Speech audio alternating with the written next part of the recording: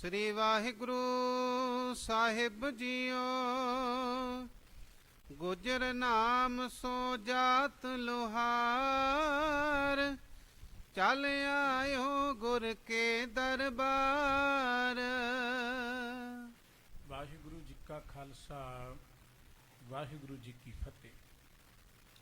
ਸਰਬ ਸੁਖਾਂ ਦੇ ਦਾਤੇ ਸਤਿਗੁਰੂ, ਚਵਰ ਛਤਰ ਤਖਤ ਦੇ ਮਾਲਕ, ਜਹਰਾ ਜਹੂਰ ਅਤੇ ਹਾਜ਼ਰਾ ਹਜੂਰ, ਧੰਨ ਸ਼੍ਰੀ ਗੁਰੂ ਗ੍ਰੰਥ ਸਾਹਿਬ ਜੀ ਦੀ ਪਾਵਨ ਪਵਿੱਤਰ ਚਰਨ ਸਰਣ ਵਿੱਚ ਸਜ ਬੈਠੇ ਪਰਮ ਸਤਿਕਾਰਯੋਗ ਵਡਭਾਗੀ ਗੁਰੂ ਸਵਾਰੇ ਸਤਸੰਗੀ ਜਨੋ, ਵਾਹਿਗੁਰੂ ਜੀ ਦੀ ਕਿਰਪਾ ਸਦਕਾ ਰਾਤਰੀ ਦੇ ਦੀਵਾਨ 'ਚ ਜੁੜ ਬੈਠਣ ਦਾ ਸੁਭਾਗ ਸਮਾਂ ਪ੍ਰਾਪਤ ਹੋਇਆ ਹੈ। ਗੁਰੂ ਕੇ ਕੀਰਤਨੀਆਂ ਪਾਸੋਂ ਗੁਰਬਾਣੀ ਦਾ ਕੀਰਤਨ ਆਪ ਜੀ ਸਰਵਣ ਕਰ ਰਹੇ ਸੀ। ਧੰਨ ਗੁਰੂ ਤੇਗ ਬਹਾਦਰ ਸਾਹਿਬ ਜੀ ਦੇ ਇਹ ਪਾਵਨ ਅਮੋਲ ਵਚਨ, ਜੋ ਸੁਖ ਕੋ ਚਾਹੇ ਸਦਾ, ਸ਼ਰਨ ਰਾਮ ਕੀ ਲੇਹ, ਕਹੋ ਨਾਨਕ ਸੁਨ ਰੇ ਮਨਾ ਦੁਰਲਭ ਮਾਨੁਖ ਦੇ, ਆਪ ਜੀ ਨੇ ਸਰਵਣ ਕੀਤੇ ਨੇ। ਹਰ ਮਨੁੱਖ ਹੀ ਜ਼ਿੰਦਗੀ ਅੰਦਰ ਅਸੀਂ ਜੋ ਕੁਝ ਵੀ ਕਰਦੇ ਹਾਂ ਸੁੱਖਾਂ ਦੀ ਖਾਤਰ ਹੀ ਕਰਦੇ ਹਾਂ। ਭਾਵੇਂ ਕੋਈ ਦੁਨਿਆਵੀ ਧਨ ਕਮਾ ਰਿਹਾ ਹੈ, ਇਕੱਠਾ ਕਰ ਰਿਹਾ ਹੈ, ਉਹ ਵੀ ਸੁੱਖਾਂ ਦੀ ਖਾਤਰ ਹੀ ਕਰ ਰਹੇ ਹੈ ਕਿ ਧਨ ਹੋਏਗਾ ਸੁੱਖ ਮਿਲਣਗੇ। ਭਾਵੇਂ ਕੋਈ ਦੁਨਿਆਵੀ ਰੁਤਬੇ ਲਈ ਦੌੜ ਭੱਜ ਕਰ ਰਹੇ ਹੈ, ਮਨਸਾ ਉਹਦੀ ਵੀ ਇਹੀ ਹੈ ਕਿ ਰੁਤਬਾ ਹੋਏਗਾ ਸੁੱਖ ਮਾਣਾਂਗੇ ਆਪਾਂ। ਭਾਵੇਂ ਕੋਈ ਵਿਦਿਆ ਪੜ੍ਹ ਰਿਹਾ ਹੈ, ਜਪ ਕਰ ਰਿਹਾ ਹੈ, ਤਪ ਕਰ ਰਿਹਾ ਹੈ, ਗੱਲ ਕਿ ਜੋ ਕੁਝ ਵੀ ਅਸੀਂ ਧਰਤੀ 'ਤੇ ਕਰ ਰਹੇ ਹਾਂ, ਭਾਵੇਂ ਉਹ ਧਾਰਮਿਕ ਜਾਂ ਭਾਵੇਂ ਦੁਨਿਆਵੀ ਗੱਲਾਂ ਨੇ, ਹਰ ਪ੍ਰਾਣੀ ਸੁੱਖ ਦੇ ਲਈ ਕਰਦਾ ਹੈ। ਪਰ ਸਤਿਗੁਰੂ ਜੀ ਕਹਿੰਦੇ ਸੁੱਖ ਮੰਨਣ ਦਾ ਇੱਕ ਤਰੀਕਾ ਹੈ, ਜੋ ਸੁਖ ਕੋ ਚਾਹੇ ਸਦਾ, ਸ਼ਰਨ ਰਾਮ ਕੀ ਲੈ। ਭਾਈ ਜੇ ਤੂੰ ਸਦਾ ਸੁੱਖ ਚਾਹੁੰਦਾ, ਕਿਉਂਕਿ ਦੁਨਿਆਵੀ ਜਿੰਨੀਆਂ ਵੀ ਵਸਤੂਆਂ ਨੇ ਉਹਨਾਂ 'ਚੋਂ ਅਲਪ ਸੁੱਖ ਮਿਲਦਾ, ਕੁਝ ਸੁੱਖ ਮਿਲਦੇ ਨੇ, ਬਹੁਤੇ ਦੁੱਖ ਵੀ ਨਾਲੇ ਆ ਜਾਂਦੇ ਨੇ। ਇਸ ਕਰਕੇ ਸਤਿਗੁਰੂ ਜੀ ਕਹਿੰਦੇ ਜੇ ਤੂੰ ਸਦਾ ਸੁੱਖ ਚਾਹੁੰਦਾ ਤੇ ਸਾਰੇ ਸੁੱਖ ਚਾਹੁੰਦਾ, ਪਰਮਾਤਮਾ ਦੀ ਸ਼ਰਨ ਲੈ ਲੈ। ਮਨੁੱਖਾ ਦੇਹੀ ਬੜੀ ਦੁਰਲਭ ਹੈ, ਇਹ ਕਿਸੇ ਕੀਮਤ 'ਤੇ ਨਹੀਂ ਮਿਲਦੀ। ਜੇ ਵਾਹਿਗੁਰੂ ਜੀ ਨੇ ਬਖਸ਼ਿਸ਼ ਕੀਤੀ ਹੈ ਤੇ ਪਰਮਾਤਮਾ ਦੀ ਸ਼ਰਨ ਲੈ। ਪਰਮਾਤਮਾ ਦੀ ਸ਼ਰਨ ਦਾ ਭਾਵ ਕੀ ਹੈ? ਜਿੱਥੇ ਅਸੀਂ ਵਾਹਿਗੁਰੂ ਜੀ ਦਾ ਸਿਮਰਨ ਕਰਦੇ ਹਾਂ, ਪਰਮਾਤਮਾ ਦੀ ਬੰਦਗੀ ਕਰਦੇ ਹਾਂ, ਉਹਦਾ ਸਿਮਰਨ ਕਰਦਿਆਂ ਉਹਦੇ ਗੁਣਾਂ ਨੂੰ ਆਪਣੀ ਜ਼ਿੰਦਗੀ ਅੰਦਰ ਗ੍ਰਹਿਣ ਕਰ ਲੈਣਾ, ਉਹਦੇ ਗੁਣ ਸਾਡੇ ਜੀਵਨ ਵਿੱਚ ਆ ਜਾਣ, ਇਹ ਪਰਮਾਤਮਾ ਦੀ ਸ਼ਰਨ ਹੈ। ਗੁਰਬਾਣੀ 'ਚ ਥਾਂ ਥਾਂ 'ਤੇ ਸਾਨੂੰ ਗੁਰੂ ਦੀ ਸ਼ਰਨ, ਪ੍ਰਭੂ ਦੀ ਸ਼ਰਨ ਵਿੱਚ ਆਉਣ ਦੀ ਪ੍ਰੇਰਣਾ ਕੀਤੀ ਹੈ। ਸਾਡਾ ਜੋ ਮਨ ਹੈ ਨਾ, ਇਹਨੂੰ ਹਮੇਸ਼ਾ ਹੀ ਕਿਸੇ ਆਪਣੇ ਤੋਂ ਵੱਡੇ ਆਸਰੇ ਦੀ ਲੋੜ ਹੈ ਤਾਂ ਕਿ ਜ਼ਿੰਦਗੀ ਅੰਦਰ ਉੱਚਾ ਉੱਠ ਸਕੇ। ਇਹ ਸਤਿਗੁਰੂ ਜੀ ਕਹਿੰਦੇ ਜੇ ਸੁੱਖ ਚਾਹੁੰਦੇ ਹੋ ਫਿਰ ਪਰਮਾਤਮਾ ਦੀ ਸ਼ਰਨ 'ਚ ਆ ਜਾਓ। ਉਸ ਪਰਮਾਤਮਾ ਦਾ ਸਿਮਰਨ ਕਰਦਿਆਂ ਜੋ ਰੱਬੀ ਗੁਣ ਨੇ ਉਹ ਆਪਣੀ ਜ਼ਿੰਦਗੀ 'ਚ ਧਾਰਨ ਕਰ ਲਓ। ਸ਼ਰਨ ਦਾ ਅਰਥ ਇਹ ਹੈ ਕਿ ਜਿਹਦੀ ਅਸੀਂ ਸ਼ਰਨ ਲੈ ਲਈ ਹੈ, ਉੱਥੇ ਜਾ ਕੇ ਆਪਣੀਆਂ ਸਿਆਣਪਾਂ ਛੱਡ ਦੇਣੀਆਂ, ਉਹਨੂੰ ਸਮਰਪਣ ਕਰ ਦੇਣਾ, ਉਹਦੇ ਹੁਕਮ ਅਨੁਸਾਰ ਚੱਲਣਾ। ਇਸੇ ਤਰੀਕੇ ਨਾਲ ਪਰਮਾਤਮਾ ਦੀ ਸ਼ਰਨ ਦਾ ਅਰਥ ਇਹ ਹੈ ਕਿ ਉਸ ਪਰਮਾਤਮਾ ਨੂੰ ਚੇਤੇ ਕਰਕੇ ਉਹਦੇ ਗੁਣਾਂ ਨੂੰ ਆਪਣੀ ਜ਼ਿੰਦਗੀ 'ਚ ਗ੍ਰਹਿਣ ਕਰ ਲੈਣਾ, ਉਹੋ ਜਿਹੇ ਬਣ ਜਾਣਾ। ਜਦੋਂ ਅਸੀਂ ਪਰਮਾਤਮਾ ਦੀ ਸ਼ਰਨ 'ਚ ਆ ਜਾਵਾਂਗੇ, ਸਤਿਗੁਰੂ ਜੀ ਕਹਿੰਦੇ ਫਿਰ ਤਾਤੀ ਵਾਓ ਨਾ ਲੱਗੀ, ਪਾਰ ਬ੍ਰਹਮ ਸ਼ਰਨ ਆਈ, ਚੌਗਿਰਦ ਹਮਾਰੇ ਰਾਮ ਕਰ ਦੁੱਖ ਲਗੇ ਨਾ ਪਾਈ। ਪਰਮਾਤਮਾ ਦੀ ਸ਼ਰਨ 'ਚ ਆਏ ਮਨੁੱਖ ਨੂੰ ਕਦੀ ਕੋਈ ਦੁੱਖਾਂ ਦੀ ਤੱਤੀ ਵਾਓ ਲੱਗਦੀ ਨਹੀਂ ਹੈ, ਵਿਆਪਦੀ ਨਹੀਂ ਹੈ। ਪਰਮਾਤਮਾ ਦੀ ਸ਼ਰਨ ਦਾ ਅਰਥ ਹੈ ਪਰਮਾਤਮਾ ਦੇ ਗੁਣਾਂ ਨੂੰ ਗ੍ਰਹਿਣ ਕਰ ਲੈਣਾ। ਦੇਖੋ, ਇਹ ਪਰਮਾਤਮਾ ਨੇ ਸ੍ਰਿਸ਼ਟੀ ਬਣਾਈ ਹੈ ਤੇ ਸ੍ਰਿਸ਼ਟੀ ਦਾ ਇੱਕ ਨਿਯਮ ਹੈ। ਉਹ ਨਿਯਮ ਇਹ ਹੈ ਕਿ ਜੋ ਜਨਮਿਆ ਉਹਨੇ ਮਰਨਾ ਹੀ ਹੈ। ਜ਼ਿੰਦਗੀ ਦੇ ਵਿੱਚ ਪਰਮਾਤਮਾ ਨੇ ਇਹ ਨਹੀਂ ਕਿ ਇੱਕੋ ਵਾਰੀ ਸ੍ਰਿਸ਼ਟੀ ਬਣਾਤੀ ਤੇ ਆਪ ਲਾਂਭੇ ਹੋ ਕੇ ਬੈਠ ਗਿਆ ਕਿ ਹੁਣ ਆਪੇ ਕੰਮ ਚੱਲੀ ਜਾਏ। ਜਿਵੇਂ ਇੱਕ ਸਾਡਾ ਸੁਭਾਅ ਹੈ, ਅਸੀਂ ਦੇਖਦੇ ਹਾਂ ਕਿ ਕੰਮ ਸ਼ੁਰੂ ਹੋ ਗਿਆ ਤੇ ਹੁਣ ਵੇਸਲੇ ਹੋ ਜਾਓ, ਚਲੋ ਆਪੇ ਚੱਲੀ ਜਾਏਗਾ, ਗੈਰ ਜ਼ਿੰਮੇਵਾਰ ਜੇ ਬਣ ਜਾਂਦੇ ਹਾਂ। ਪਿੰਡਾਂ 'ਚ ਵੀ ਆਪਾਂ ਜਦੋਂ ਸਾਡੇ ਜ਼ਿਮੀਂਦਾਰ ਆਪ ਮਿਹਨਤਾਂ ਕਰਦੇ ਸਨ, ਬੜੇ ਖੁਸ਼ਹਾਲ ਸਨ। ਹੁਣ ਵਰਤਮਾਨ ਸਮੇਂ 'ਚ ਕੀ ਹੈ, ਮੋਟਰ ਚਲਾਤੀ, ਘਰੇ ਬੈਠ ਗਏ, ਨੌਕਰਾਂ ਦੇ ਸਿਰ 'ਤੇ ਖੇਤੀ ਰੱਖ ਦਿੱਤੀ ਜਾਂ ਕਾਰੋਬਾਰ ਨੌਕਰਾਂ ਦੇ ਸਿਰ 'ਤੇ ਰੱਖ ਦਿੱਤਾ। ਇਹੀ ਕਾਰਨ ਹੈ ਕਿ ਸਭ ਕੁਝ ਨੇ ਫਿਰ ਕਰਜ਼ੇ ਵੱਲ ਅਸੀਂ ਵੱਧ ਰਹੇ ਹਾਂ। ਪਰਮਾਤਮਾ ਜਗਤ ਨੂੰ ਰਚ ਕੇ ਕੋਈ ਲੰਬੇ ਹੋ ਕੇ ਨਹੀਂ ਬੈਠ ਗਿਆ ਕਿ ਇੱਕੋ ਵਾਰੀ ਬਣਾ ਦਿੱਤਾ ਤੇ ਹੁਣ ਬੇਫਿਕਰ ਹੋ ਜਾਓ, ਨਹੀਂ। ਪਰਮਾਤਮਾ ਨੇ ਇੱਕ ਅਜਿਹਾ ਸਿਸਟਮ ਬਣਾਇਆ ਹੈ, ਇੱਥੇ ਜਨਮ ਹੋਣਾ, ਇਸੇ ਤਰੀਕੇ ਨਾਲ ਪਾਲਣਾ ਤੇ ਇਸੇ ਤਰੀਕੇ ਨਾਲ ਉਹਨੂੰ ਫਿਰ ਲੈ ਕਰਨਾ, ਢਾਉਣਾ। ਇਹ ਸਿਸਟਮ ਪ੍ਰਮਾਤਮਾ ਨੇ ਬਣਾਇਆ। ਆਪਾਂ ਦੇਖਦੇ ਧਰਤੀ ਤੇ ਨਿਤ ਮਨੁੱਖ ਦਾ ਜਨਮ ਵੀ ਹੁੰਦਾ ਰਹਿੰਦਾ ਹੈ, ਮਨੁੱਖ ਦੀ ਪ੍ਰਤਪਾਲਣਾ ਵੀ ਹੁੰਦੀ ਰਹਿੰਦੀ ਹੈ, ਤੇ ਵਾਹਿਗੁਰੂ ਜੀ ਦੇ ਹੁਕਮ ਅਨੁਸਾਰ ਮਨੁੱਖ ਦੁਨੀਆ ਤੋਂ ਜਾ ਵੀ ਰਹੇ ਨੇ। ਇਸੇ ਕਰਕੇ ਧਰਤੀ ਸੁਹਾਵਣੀ ਹੈ। ਜੇ ਇੱਕੋ ਵਾਰੀ ਬਣਾ ਕੇ ਪ੍ਰਮਾਤਮਾ ਲਾਂਭੇ ਹੋ ਜਾਂਦਾ ਤੇ ਫਿਰ ਇਹ ਧਰਤੀ ਇੰਨੀ ਸੋਹਣੀ ਨਹੀਂ ਸੀ ਹੋਣੀ। ਇਹਦੇ ਵਿੱਚ ਜਨਮ, ਪਾਲਣ ਤੇ ਇਹਨੂੰ ਫਿਰ ਲੈਅ ਕਰਨ ਦੀ ਪ੍ਰਕਿਰਿਆ ਹਰ ਵੇਲੇ ਚੱਲ ਰਹੀ ਹੈ। ਦੇਖੋ, ਜਨਮ ਦੇ ਨਾਲ ਘਰ 'ਚ ਬੱਚਾ ਹੁੰਦਾ ਹੈ, ਬੱਚੇ ਦੀਆਂ ਕਿਲਕਾਰੀਆਂ ਸੁਣ ਕੇ, ਬੱਚੇ ਦੀ ਰਿੜ੍ਹਦੇ ਨੂੰ ਦੇਖ ਖੇਡਦੇ ਦੇਖ ਕੇ ਘਰ ਦੇ ਵਿੱਚ ਇੱਕ ਨਵੀਂ ਖੁਸ਼ੀ ਆ ਜਾਂਦੀ ਹੈ, ਨਵਾਂ ਹੀ ਚਾਅ ਆ ਜਾਂਦਾ ਹੈ। ਇਹ ਪ੍ਰਮਾਤਮਾ ਨੇ ਇੰਨਾ ਸੋਹਣਾ ਸਿਸਟਮ ਬਣਾਇਆ ਹੈ। ਤੇ ਇੱਕ ਹੋਰ ਮਨੁੱਖ ਦੇ ਅੰਦਰ ਇੱਕ ਭੁੱਖ ਰੱਖੀ ਹੋਈ ਹੈ। ਉਹ ਭੁੱਖ ਪਤਾ ਕੀ ਹੈ? ਕਿ ਮੈਂ ਲੰਮਾ ਚਿਰ ਜੀਵਾਂ, ਮੈਂ ਸਦਾ ਹੀ ਜਿਉਂਦਾ ਰਵਾਂ, ਮੈਂ ਧਰਤੀ ਤੋਂ ਜਾਵਾਂ ਹੀ ਨਾ। ਤੇ ਸਾਡੀਆਂ ਜਿਹੜੀਆਂ ਅਸੀਸਾਂ ਨਾ ਉਹ ਇਹੋ ਜਿਹੀਆਂ ਬਣ ਗਈਆਂ, ਤੂੰ ਜਵਾਨੀਆਂ ਮਾਣੇ, ਤੂੰ ਲੰਮੀ ਉਮਰ ਮਾਣੇ, ਤੁਸੀਂ ਸਦਾ ਹੀ ਜਿਉਂਦੇ ਰਹੋ। ਇਹ ਅਸੀਸਾਂ ਨੇ ਸਾਡੀਆਂ ਬਜ਼ੁਰਗਾਂ ਦੀਆਂ, ਕਿਉਂਕਿ ਹਰ ਬੰਦਾ ਸਦਾ ਜਿਉਂਦਾ ਰਹਿਣਾ ਚਾਹੁੰਦਾ ਹੈ। ਤੇ ਗੁਰਬਾਣੀ ਕਹਿੰਦੀ ਜੇ ਤੁਸੀਂ ਸਦਾ ਜਿਉਂਦੇ ਰਹਿਣਾ ਚਾਹੁੰਦੇ ਹੋ, ਪਰਮਾਤਮਾ ਦੀ ਸ਼ਰਨ ਲੈ ਲਓ। ਸਦਾ ਜਿਉਂਦੇ ਰਹਿਣ ਦਾ ਤਰੀਕਾ ਇਹ ਹੈ, ਦੇਖੋ, ਜੇ ਸਾਡਾ ਆਪਣੇ ਪਰਿਵਾਰ ਨਾਲ ਹੀ ਸੰਬੰਧ ਹੋਏ ਨਾ, ਪਰਿਵਾਰ ਨਾਲ ਹੀ, ਇੱਕ ਪਰਿਵਾਰ ਦੀ ਖਾਤਰ ਅਸੀਂ ਬਹੁਤ ਕੁਝ ਕਰਦੇ ਹਾਂ। ਤੇ ਜਦੋਂ ਅਸੀਂ ਇਸ ਧਰਤੀ ਤੋਂ ਜਾਣਾ ਹੈ ਤੇ ਇਕੱਲਾ ਪਰਿਵਾਰ ਨਹੀਂ ਘਾਟਾ ਮਹਿਸੂਸ ਕਰਨਾ, ਉਹ ਵੀ ਅੱਜ ਕੱਲ੍ਹ ਸਾਰੇ ਨਹੀਂ ਕਰਦੇ। ਇੱਕ ਪਰਿਵਾਰ ਤੇ ਹੀ ਸਿਰਫ ਕੋਈ ਅਸਰ ਪਏਗਾ, ਬਹੁਤਾ ਨਹੀਂ ਪਏਗਾ। ਲੇਕਿਨ ਗੁਰਬਾਣੀ ਕਹਿੰਦੇ ਜੇ ਤੁਸੀਂ ਸਦਾ ਲਈ ਜਿਉਂਦੇ ਰਹਿਣਾ ਫਿਰ ਸਾਰੇ ਜਗਤ ਦੇ ਨਾਲ ਸਾਂਝ ਬਣਾ ਲਓ। ਸਾਰੇ ਜਗਤ ਦੇ ਨਾਲ, ਸਾਰੇ ਜਗਤ ਦੇ ਨਾਲ ਸਾਂਝ ਬਣਾਓਗੇ, ਸਾਰੇ ਜਗਤ ਤੇ ਪਰਉਪਕਾਰ ਕਰੋਗੇ, ਸਾਰੇ ਜਗਤ ਦੀ ਸੇਵਾ ਕਰੋਗੇ, ਤੁਸੀਂ ਸਦਾ ਲਈ ਜਿਉਂਦੇ ਹੋ ਜਾਓਗੇ। ਗੁਰਬਾਣੀ ਦਾ ਇੱਕ ਵਚਨ ਹੈ, ਬ੍ਰਹਮ ਗਿਆਨੀ ਸਦ ਜੀਵੈ ਨਹੀਂ ਮਰਤਾ। ਇਹਦਾ ਅਰਥ ਕੀ ਹੈ? ਸਰੀਰਕ ਤੌਰ ਤੇ ਸਾਰਿਆਂ ਨੇ ਜਾਣਾ ਹੈ, ਬ੍ਰਹਮ ਗਿਆਨੀ ਵੀ ਜਾਂ ਆਮ ਬੰਦੇ ਵੀ ਚਲੇ ਜਾਂਦੇ ਨੇ। ਬ੍ਰਹਮ ਗਿਆਨੀ ਸਦ ਜੀਵੈ ਨਹੀਂ ਮਰਤਾ ਦਾ ਅਰਥ ਇਹ ਹੈ ਕਿ ਬ੍ਰਹਮ ਗਿਆਨੀ ਪ੍ਰਮਾਤਮਾ ਦੀ ਸ਼ਰਨ ਵਿੱਚ ਆ ਕੇ ਪ੍ਰਮਾਤਮਾ ਵਰਗਾ ਬਣ ਜਾਂਦਾ ਹੈ। ਉਹ ਸਮੁੱਚੀ ਮਾਨਵਤਾ ਦੇ ਨਾਲ ਸਾਂਝ ਬਣਾ ਲੈਂਦਾ। ਉਹਦੇ ਮਨ 'ਚ ਬ੍ਰਹਮ ਗਿਆਨੀ ਪਰਉਪਕਾਰ ਮਾਹ, ਉਹਦੇ ਮਨ 'ਚ ਹਮੇਸ਼ਾ ਹੀ ਪਰਉਪਕਾਰ ਕਰਨ ਦਾ ਇੱਕ ਉਮਾਰ ਰਹਿੰਦਾ ਹੈ, ਚਾਅ ਰਹਿੰਦਾ ਹੈ, ਖਿੱਚ ਰਹਿੰਦੀ ਕਿ ਮੈਂ ਪਰਉਪਕਾਰ ਕਰਨਾ। ਬ੍ਰਹਮ ਗਿਆਨੀ ਦੀ ਸਾਂਝ ਸਮੁੱਚੀ ਮਾਨਵਤਾ ਦੇ ਨਾਲ ਹੁੰਦੀ ਹੈ। ਉਹਦੀ ਕੋਈ ਇੱਕ ਫਿਰਕੇ ਨਾਲ ਨਹੀਂ, ਉਹਦੀ ਕੋਈ ਇੱਕ ਬਰਾਦਰੀ ਜਾਂ ਇੱਕ ਪਰਿਵਾਰ ਜਾਂ ਕੁਝ ਲੋਕਾਂ ਦੇ ਨਾਲ ਨਹੀਂ, ਉਹਦੀ ਸਾਂਝ ਸਮੁੱਚੀ ਮਾਨਵਤਾ ਦੇ ਨਾਲ ਹੁੰਦੀ ਹੈ। ਇਸ ਕਰਕੇ ਬ੍ਰਹਮ ਗਿਆਨੀ ਸਮੁੱਚੀ ਮਾਨਵਤਾ ਲਈ ਜਿਉਂਦਾ। ਜਿੰਨਾ ਚਿਰ ਇਹ ਮਾਨਵਤਾ ਜਿਉਂਦੀ ਉਹਨਾਂ ਚਿਰ ਬ੍ਰਹਮ ਗਿਆਨੀ ਜਿਉਂਦਾ ਰਹਿੰਦਾ। ਪਰਉਪਕਾਰੀਆਂ ਦਾ ਇਤਿਹਾਸ ਪੜ੍ਹੋ, ਜਿਨ੍ਹਾਂ ਨੇ ਮਨੁੱਖਤਾ ਦੇ ਨਾਲ ਸਾਂਝ ਪਾਈ, ਮਨੁੱਖਤਾ ਨੂੰ ਜੀਵਨ ਸਮਰਪਣ ਕਰ ਦਿੱਤਾ, ਉਹ ਸਦਾ ਲਈ ਜਿਉਂਦੇ ਹੋ ਗਏ। ਮਨੁੱਖਤਾ ਉਹਨਾਂ ਨੂੰ ਕਦੀ ਮਰਨ ਨਹੀਂ ਦਿੰਦੀ, ਮਨੁੱਖਤਾ ਉਹਨਾਂ ਨੂੰ ਚੇਤੇ ਰੱਖਦੀ ਹੈ। ਇਸ ਕਰਕੇ ਗੁਰੂ ਨਾਨਕ ਸਾਹਿਬ ਜੀ ਨੇ ਸਾਨੂੰ ਜੋ ਮਾਰਗ ਦਿੱਤਾ ਹੈ ਕਿ ਆਪਾਂ ਜੇ ਸਦਾ ਲਈ ਜਿਉਂਦੇ ਰਹਿਣਾ ਤੇ ਸਮੁੱਚੇ ਜਗਤ ਦੇ ਨਾਲ ਸਾਂਝ ਪਾ ਲਈਏ, ਪਰਉਪਕਾਰ ਕਰੀਏ, ਦੂਜਿਆਂ ਦੀ ਸੇਵਾ ਕਰੀਏ, ਸਰਬੱਤ ਦੇ ਭਲੇ ਦੀ ਗੱਲ ਕਰੀਏ। ਔਰ ਗੁਰਬਾਣੀ ਵਿੱਚ ਸਤਿਗੁਰੂ ਜੀ ਨੇ ਸਿੱਖ ਦੀ ਵਿਆਖਿਆ ਹੀ ਇਸ ਤਰੀਕੇ ਨਾਲ ਕੀਤੀ। ਭਾਈ ਗੁਰਦਾਸ ਜੀ ਦਾ ਇੱਕ ਬੜਾ ਪਿਆਰਾ ਬਚਨ ਹੈ, ਓੰਕਾਰ ਆਕਾਰ ਕਰ ਪੌਣ ਪਾਣੀ ਬੈਸੰਤਰ ਤਾਰੇ। ਕਹਿਣ ਲੱਗੇ ਧਰਤ ਆਕਾਸ਼ ਵਿਛੋੜਿਓਨ ਚੰਦ ਸੂਰਜ ਜੋ ਸਵਾਰੇ। ਖਾਣੀ ਚਾਰ ਬੰਧਾਨ ਕਰ ਲੱਖ 84 ਜੋਨ ਦੁਆਰੇ। ਇੱਕ ਜੋਨ ਵਿੱਚ ਜੀ ਜੰਤ ਅਗਣਤ ਅਪਾਰੇ। ਫਿਰ ਬਚਨ ਕਹੇ ਨੇ ਕਿ ਮਾਨਸ ਜਨਮ ਦੁਲਭ ਹੈ, ਸਫਲ ਜਨਮ ਗੁਰ ਸਰਣ ਉਧਾਰੇ। ਕਹਿਣਗੇ ਪ੍ਰਮਾਤਮਾ ਨੇ ਆ ਸਾਰਾ ਆਕਾਰ ਬਣਾ ਕੇ ਨਾ, ਧਰਤੀ ਆਕਾਸ਼ ਬਣਾ ਕੇ, ਇਹਦੇ 84 ਲੱਖ ਜੂਨਾਂ ਬਣਾ ਕੇ, ਇੱਕ ਇੱਕ ਜੂਨ ਵਿੱਚ ਬੇਅੰਤ ਜੀਵ ਪੈਦਾ ਕੀਤੇ ਨੇ। ਇਹ ਸਾਰੀ ਸਮੁੱਚੀ ਕਾਇਨਾਤ ਵਿੱਚੋਂ ਮਾਨਸ ਜਨਮ ਦੁਲਭ ਹੈ, ਮਨੁੱਖਾ ਜਨਮ ਦੁਰਲਭ ਬਣਾ ਦਿੱਤਾ। ਪਰ ਸਫਲ ਜਨਮ ਗੁਰ ਸਰਣ ਉਧਾਰੇ।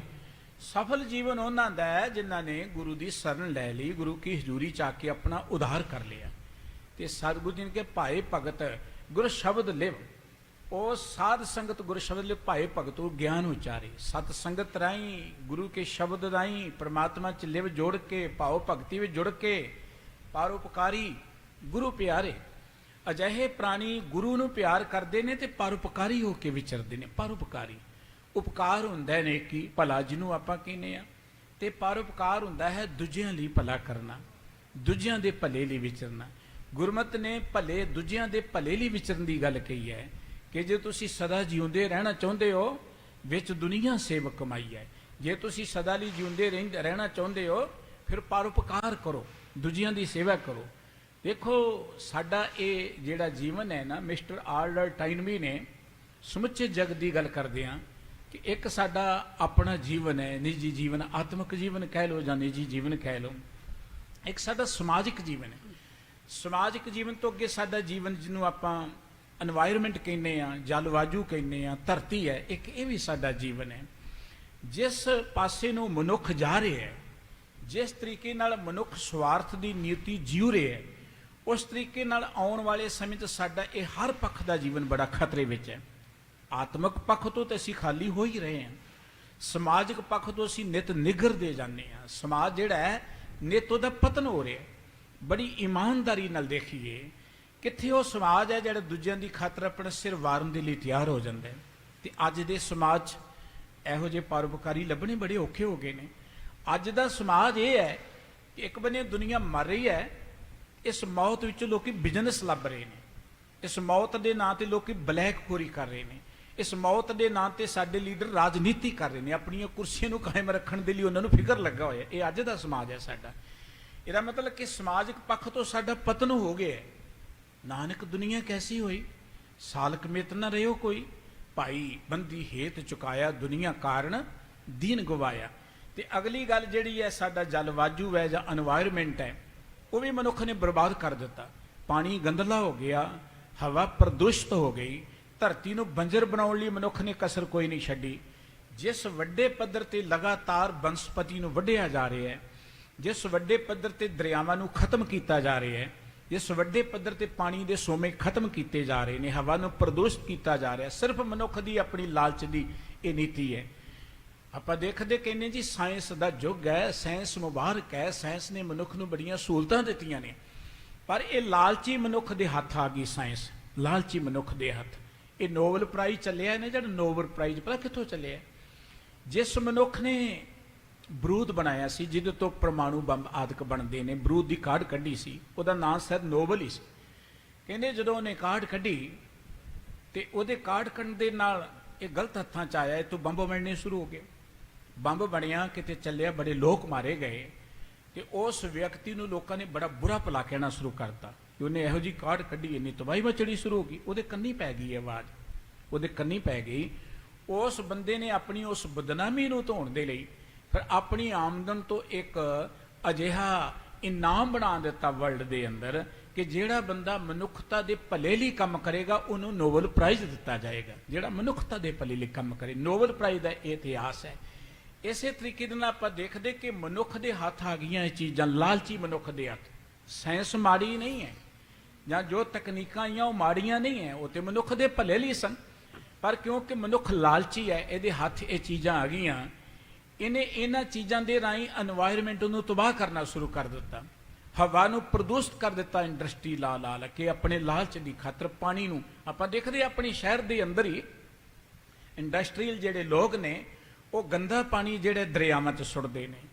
ਗੰਦਾ ਪਾਣੀ ਦੇ ਨਾਲ ਆਪਣੇ ਸ਼ਹਿਰ ਦੀ ਜਿਹੜੀ ਸ਼ਾਨ ਸੀ, ਜਿਹਨੂੰ ਆਪਾਂ ਬੁੱਢਾ ਦਰਿਆ ਕਹਿੰਦੇ ਸਾਂ, ਬੁੱਢਾ ਦਰਿਆ, ਇਹ ਦਰਿਆ ਸੀ, ਦਰਿਆ ਦਾ ਹਿੱਸਾ ਸੀ, ਇਹ ਗੰਦੇ ਨਾਲੇ 'ਚ ਤਬਦੀਲ ਹੋ ਗਿਆ। ਸਤਲੁਜ ਦਰਿਆ ਮਰ ਚੁੱਕਾ ਹੈ, ਮਰਨ ਦੇ ਕਿਨਾਰੇ ਤੇ ਹੈ। ਜਿਸ ਸਮਾਜ ਦੇ ਦਰਿਆ ਮਰ ਜਾਣ, ਜਿਸ ਸਮਾਜ 'ਚੋਂ ਹਰਿਆਵਲ ਖਤਮ ਹੋ ਜਾਏ, ਜਿਸ ਸਮਾਜ ਦੇ ਵਿੱਚ ਹਵਾ ਗੰਦੀ ਹੋ ਜਾਏ, ਜਿਸ ਧਰਤੀ ਦਾ ਪਾਣੀ ਗੰਦਾ ਹੋ ਜਾਏ, ਉਹਦੇ ਫਿਊਚਰ ਦੀ ਆਸ ਆਪਾਂ ਕਿਹੋ ਜਿਹੀ ਰੱਖ ਸਕਦੇ ਹਾਂ? ਉੱਥੋਂ ਦੇ ਰਹਿਣ ਵਾਲੇ ਲੋਕ ਕਿੰਨੇ ਕੁ ਸੁਖੀ ਵੱਸ ਸਕਦੇ ਨੇ, ਇਹ ਤੇ ਅਸੀਂ ਦੇਖਣਾ। ਅਸੀਂ ਕਹਿੰਦੇ ਮਨੁੱਖ ਬੜਾ ਪੜ੍ਹ ਗਿਆ ਜੀ, ਬੜੀਆਂ ਯੂਨੀਵਰਸਿਟੀਆਂ ਬਣ ਗਈਆਂ ਨੇ, ਮਨੁੱਖ ਨੇ ਬੜੀ ਤਰੱਕੀ ਕਰ ਲਈ ਹੈ। ਤਰੱਕੀ ਤਾਂ ਮੁਬਾਰਕ ਹੈ, ਪਰ ਜਿਹੜੀ ਤਰੱਕੀ ਮਨੁੱਖਤਾ ਨੂੰ ਤਬਾਹ ਕਰਦੀ ਉਹ ਤਰੱਕੀ ਨਹੀਂ ਹੋ ਸਕਦੀ। ਮਨੁੱਖ ਤਾਂ ਤਬਾਹੀ ਵੱਲ ਜਾ ਰਿਹਾ ਹੈ। ਇਹਦਾ ਕਾਰਨ ਹੈ ਕਿ ਮਨੁੱਖ ਪਰਉਪਕਾਰ ਵਾਲੇ ਬੰਨੇ ਨਹੀਂ ਚੱਲਿਆ। ਸਤਿਗੁਰੂ ਜੀ ਕਹਿੰਦੇ ਜੇ ਸਦਾ ਲਈ ਜਿਉਂਦੇ ਰਹਿਣਾ ਚਾਹੁੰਦੇ ਹੋ, ਆਪਣੇ ਜੀਵਨ ਨੂੰ ਸੰਭਾਲਣ ਵਾਲੇ ਬੰਨੇ ਲੱਗੋ, ਪਰਮਾਤਮਾ ਦੇ ਪਿਆਰ ਵਿੱਚ ਜੁੜੋ। ਜੇ ਸਦਾ ਲਈ ਜਿਉਂਦੇ ਰਹਿਣਾ ਚਾਹੁੰਦੇ ਹੋ, ਸਮਾਜ ਨੂੰ ਸੰਭਾਲਣ ਵਾਲੇ ਬੰਨੇ ਲੱਗੋ, ਸਮਾਜ ਦੇ ਦਿਲਾਂ ਤੇ ਰਾਜ ਕਰੋ। ਜੇ ਸਦਾ ਲਈ ਜਿਉਂਦੇ ਰਹਿਣਾ ਚਾਹੁੰਦੇ ਹੋ, ਫਿਰ এনवायरमेंट ਨੂੰ ਸੰਭਾਲਣ ਵਾਲੇ ਬੰਨੇ ਲੱਗੋ, ਮਨੁੱਖਤਾ ਨੂੰ ਸੰਭਾਲਣ ਵਾਲੇ ਲੱਗੋ। ਕਨਫਿਊਸ਼ਸ ਚਾਈਨਾ ਦਾ ਇੱਕ ਬੜਾ ਤਕੜਾ ਵਿਦਵਾਨ ਪੁਰਖ ਹੋਇਆ ਹੈ। ਉਹਨੇ ਇੱਕ ਗੱਲ ਕਹੀ ਹੈ ਕਿ ਤਿੰਨ ਜਿਹੜੀਆਂ ਮੁੱਖ ਲੋੜਾਂ ਹੁੰਦੀਆਂ ਨੇ ਕਿਸੇ ਮੁਲਕ ਦੀਆਂ, ਤਿੰਨ ਲੋੜਾਂ। ਪਹਿਲੀ ਲੋੜ ਹੁੰਦੀ ਹੈ ਜਿਹਨੂੰ ਆਪਾਂ ਕਹਿੰਦੇ ਕਿ ਮਨੁੱਖ ਨੂੰ ਰੋਟੀ ਪਾਣੀ ਰਜਵਾਂ ਮਿਲਣਾ ਚਾਹੀਦਾ ਹੈ। ਰੋਟੀ ਪਾਣੀ ਹਰ ਮੁਲਕ ਦੇ ਅੰਦਰ ਮਨੁੱਖ ਨੂੰ ਰਜਵਾਂ ਮਿਲਣਾ ਚਾਹੀਦਾ ਹੈ। ਦੂਜੀ ਲੋੜ ਹੈ ਕਿ ਮੁਲਕ ਦੇ ਕੋਲ ਹਥਿਆਰ ਹੋਣੇ ਚਾਹੀਦੇ ਨੇ ਉਹਦੀ ਆਜ਼ਾਦੀ ਨੂੰ ਕਾਇਮ ਰੱਖਣ ਦੇ ਲਈ। ਤੀਜੀ ਲੋੜ ਹੈ ਕਿ ਗਵਰਨਮੈਂਟ ਹੋਣੀ ਚਾਹੀਦੀ ਹੈ ਗੌਰਮੈਂਟ ਦੇ ਪ੍ਰਤੀ ਲੋਕਾਂ ਦਾ ਵਿਸ਼ਵਾਸ ਹੋਣਾ ਚਾਹੀਦਾ। ਇਹ ਤੀਸਰੀ ਗੱਲ ਹੈ। ਕਿਸੇ ਨੇ ਸਵਾਲ ਕੀਤਾ ਕਿ ਜੇ ਇਹਨਾਂ ਤਿੰਨਾਂ ਚੋਂ ਇੱਕ ਚੀਜ਼ ਕੱਢਣ ਲਈ ਮਜਬੂਰੀ ਪੈ ਜੇ ਕਿ ਇੱਕ ਚੀਜ਼ ਲੰਬੇ ਕਰ ਦਿਓ ਤੇ ਇੱਕ ਜਿਹੜੀ ਬਚਾ ਲਓ, ਉਹ ਕਹਿਣ ਲੱਗਾ ਜੇ ਇੱਕ ਚੀਜ਼ ਲੰਬੇ ਕਰਨ ਦੀ ਮਜਬੂਰੀ ਤੇ ਹਥਿਆਰ ਲੰਬੇ ਕਰ ਦਿਓ। ਹਥਿਆਰ ਲੰਬੇ ਕਰ ਦਿਓ, ਲੋਕਾਂ ਨੂੰ ਰੋਟੀ ਮਿਲਣੀ ਚਾਹੀਦੀ ਹੈ, ਪ੍ਰਜਾ ਦਾ ਗੌਰਮੈਂਟ ਦੇ ਪ੍ਰਤੀ ਵਿਸ਼ਵਾਸ ਹੋਣਾ ਚਾਹੀਦਾ ਹੈ। ਸਵਾਲ ਕਰਨ ਵਾਲੇ ਨੇ ਕਿਹਾ ਜੇ ਇੱਕ ਹੋਰ ਚੀਜ਼ ਕੱਢਣ ਦੀ ਮਜਬੂਰੀ ਹੋਏ ਤੇ ਫਿਰ ਕੀ ਕੱਢਿਆ ਜਾਏ? ਉਹ ਕਹਿੰਦਾ ਫਿਰ ਰੋਟੀ ਪਾਣੀ ਲੰਬੇ ਕਰ ਦਿਓ। ਕਹਿਣ ਲੱਗੇ ਬੜੀ ਹੈਰਾਨੀ ਦੀ ਗੱਲ ਹੈ ਕਿ ਰੋਟੀ ਪਾਣੀ ਲੰਬੇ ਕਰ ਦੇਵਾਂਗੇ ਤੇ ਮਨੁੱਖਤਾ ਜੀਵੇਗੀ ਕਿਵੇਂ? ਉਹਨੇ ਬੜੀ ਪਿਆਰੀ ਗੱਲ ਕੀ।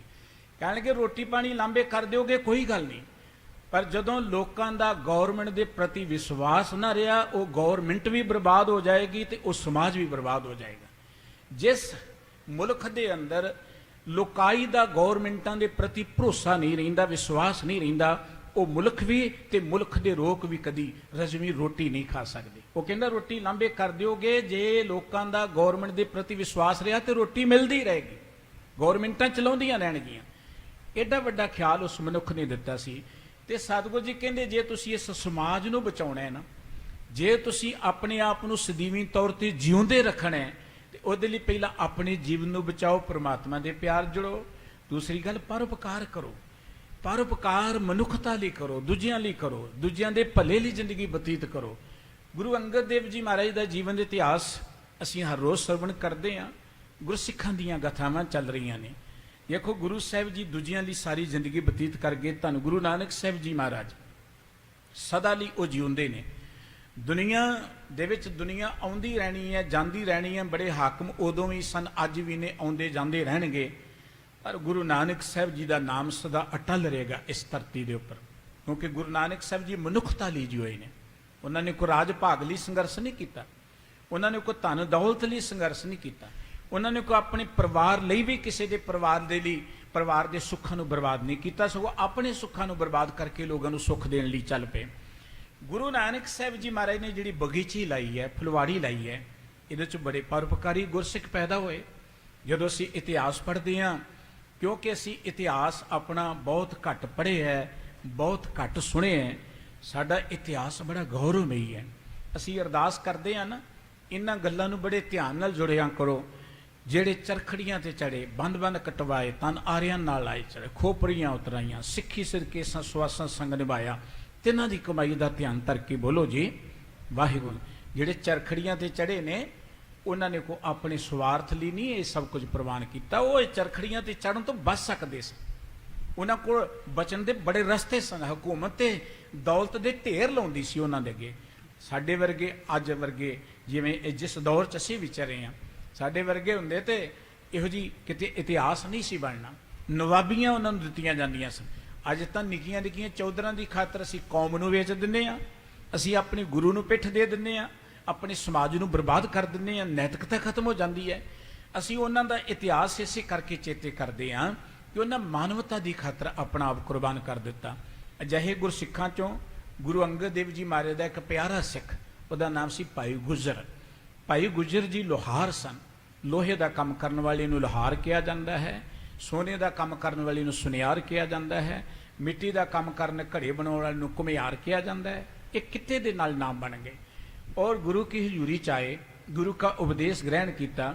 ਵੈਸੇ ਤੇ ਉਹਨਾਂ ਦੀ ਜ਼ਿੰਦਗੀ 'ਚ ਬੇਅੰਤ ਗਾਥਾਵਾਂ ਹੋਣਗੀਆਂ, ਪਰ ਇੱਕ 94ਵੀਂ ਜੀ ਗਾਥਾ ਭਾਈ ਸਾਹਿਬ ਜੀ ਦੱਸਦੇ ਨੇ ਕਿ ਉਹ ਕਿੰਨੇ ਪਰਉਪਕਾਰੀ ਸਨ ਤੇ ਕਿਵੇਂ ਉਹਨਾਂ ਨੇ ਆਪਣਾ ਜੀਵਨ ਸਫਲ ਬਣਾਇਆ। ਆਓ ਮਹਾਨ ਗੁਰਸਿੱਖ ਦੀ ਇਹ ਗਾਥਾ ਸਰਵਣ ਕਰਨ ਦੇ ਲਈ ਗੁਰੂ ਪਿਆਰ 'ਚ ਜੁੜੀਏ ਜੀ।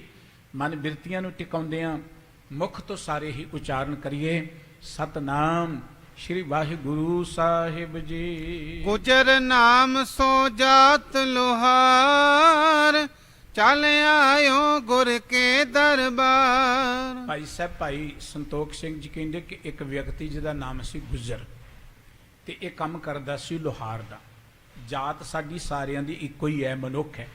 ਲੋਹਾਰ ਜਾਤ ਨਹੀਂ ਹੈ, ਘੁਮਿਆਰ ਜਾਤ ਨਹੀਂ ਹੈ, ਜਾਤ ਸਾਡੀ ਮਨੁੱਖ ਹੀ ਹੈ। ਇਹ ਕਿੱਤੇ ਨੇ ਵੱਖੋ ਵੱਖਰੇ, ਅਸੀਂ ਕਿੱਤਿਆਂ ਦੇ ਨਾਂ ਤੇ ਜਾਤਾਂ ਬਣਾ ਲਈਆਂ।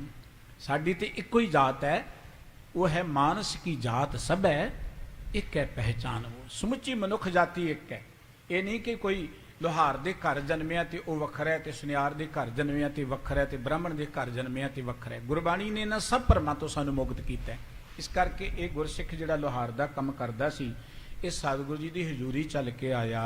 ਬੰਧਨ ਕਰ ਬੈਠਿਓ ਗੁਰ ਪਾਸ, ਦਰਸ਼ਨ ਦੇਖ ਕਰੀ ਅਰਦਾਸ। ਸਤਿਗੁਰੂ ਜੀ ਦੇ ਚਰਨਾਂ 'ਚ ਬੰਦਨਾ ਕਰਕੇ ਬੈਠ ਗਿਆ, ਗੁਰੂ ਕੇ ਦਰਸ਼ਨ ਦੀਦਾਰ ਕਰਦਿਆਂ ਇਸ ਨੇ ਅਰਦਾਸ ਬੇਨਤੀ ਕੀਤੀ ਹੈ। ਸੁਨੋ ਗੁਰੂ ਜੀ ਹੇਤ ਆਹਾਰ, ਦਿਨ ਸਗਰੇ ਹਮ ਠਾਨਹਿ ਕਾਰ। ਸਤਿਗੁਰੂ ਜੀ, ਅਸੀਂ ਗ੍ਰਸਤੀ ਹਾਂ, ਕਾਰੋਬਾਰ ਕਰਨ ਵਾਲੇ ਹਾਂ, ਇਹ ਆਪਣੇ ਪਰਿਵਾਰ ਨੂੰ ਪਾਲਣ ਦੀ ਖਾਤਰ, ਆਪਣੀ ਰੋਜੀ ਰੋਟੀ ਦੀ ਖਾਤਰ ਅਸੀਂ ਸਾਰਾ ਦਿਨ ਕੰਮ ਵਿੱਚ ਲੱਗੇ ਰਹਿੰਦੇ ਹਾਂ, ਰੁੱਝੇ ਰਹਿੰਦੇ ਹਾਂ। ਫਸੇ ਗ੍ਰਸਤ ਪਾਏ ਨਾ ਵਿਕਾਸ, ਸੇਵਾ ਕਰੇ ਰਹੇ ਤੁਮ ਪਾਸ। ਮਹਾਰਾਜ, ਅਸੀਂ ਗ੍ਰਸਤੀ ਲੋਕ ਸੰਸਾਰਿਕ ਧੰਦਿਆਂ 'ਚ ਫਸੇ ਹਾਂ ਤੇ ਸਾਡੇ ਕੋਲ ਤੇ ਇੰਨਾ ਮੌਕਾ ਨਹੀਂ ਮਿਲਦਾ ਕਿ ਅਸੀਂ ਕਿਤੇ ਤੀਰਥਾਂ ਤੇ ਜਾਈਏ, ਜਾਂ ਅਸੀਂ ਕੋਈ ਜਗ ਤਪ ਕਰੀਏ, ਜਾਂ ਕਿਤੇ ਟਾਈਮ ਕੱਢ ਕੇ ਲਗਾਤਾਰ ਸੇਵਾ ਕਰੀਏ। ਸਾਡੇ ਕੋਲ ਤੇ ਮੌਕਾ ਨਹੀਂ, ਕਿਉਂਕਿ ਗ੍ਰਸਤੀ ਮਨੁੱਖ ਨੂੰ ਤੇ ਕਿਰਤ ਕਰਨੀ ਜ਼ਰੂਰੀ ਹੈ। ਇਸ ਕਰਕੇ ਸਤਿਗੁਰੂ ਜੀ, ਅਸੀਂ ਕੋਈ ਬਹੁਤਾ ਟਾਈਮ ਸੇਵਾ 'ਚ ਨਹੀਂ ਲਗਾ ਸਕਦੇ। ਹਮਰੋ ਪੀ ਕਿਮ ਹੋਏ ਕਲਿਆਣ, ਜਨਮ ਮਰਨ ਕਾ ਬੰਧਨ ਹਾਨ। ਸਤਿਗੁਰੂ ਜੀ, ਸਾਡੀ ਕਲਿਆਣ ਕਿਵੇਂ ਹੋਏਗੀ? ਸਾਨੂੰ ਜ਼ਿੰਦਗੀ ਦੇ ਅੰਦਰ ਪਾਰ ਉਤਾਰਾ ਕਿਵੇਂ ਮਿਲੇਗਾ? ਜੰਮਣ ਮਰਨ ਤੋਂ ਮੁਕਤੀ ਕਿਵੇਂ ਮਿਲੇਗੀ? ਸੁਨ ਸਤ ਗੁਰ ਕੀ ਨਸ ਉਪਦੇਸ਼, ਇਕ ਚਿਤ ਜਪ ਜੀ ਪਠੋ ਹਮੇਸ਼। ਸਤਿਗੁਰੂ ਜੀ ਨੇ ਗ੍ਰਸਤ ਮਾਰਗ ਨੂੰ ਪ੍ਰਧਾਨਤਾ ਦਿੱਤੀ ਹੈ। ਸਤਿਗੁਰੂ ਜੀ ਕਹਿੰਦੇ ਸਾਰੇ ਧਰਮਾਂ ਤੋਂ ਉੱਤਮ ਧਰਮ ਜਿਹੜਾ ਇਹ ਗ੍ਰਸਤ ਧਰਮ ਹੈ।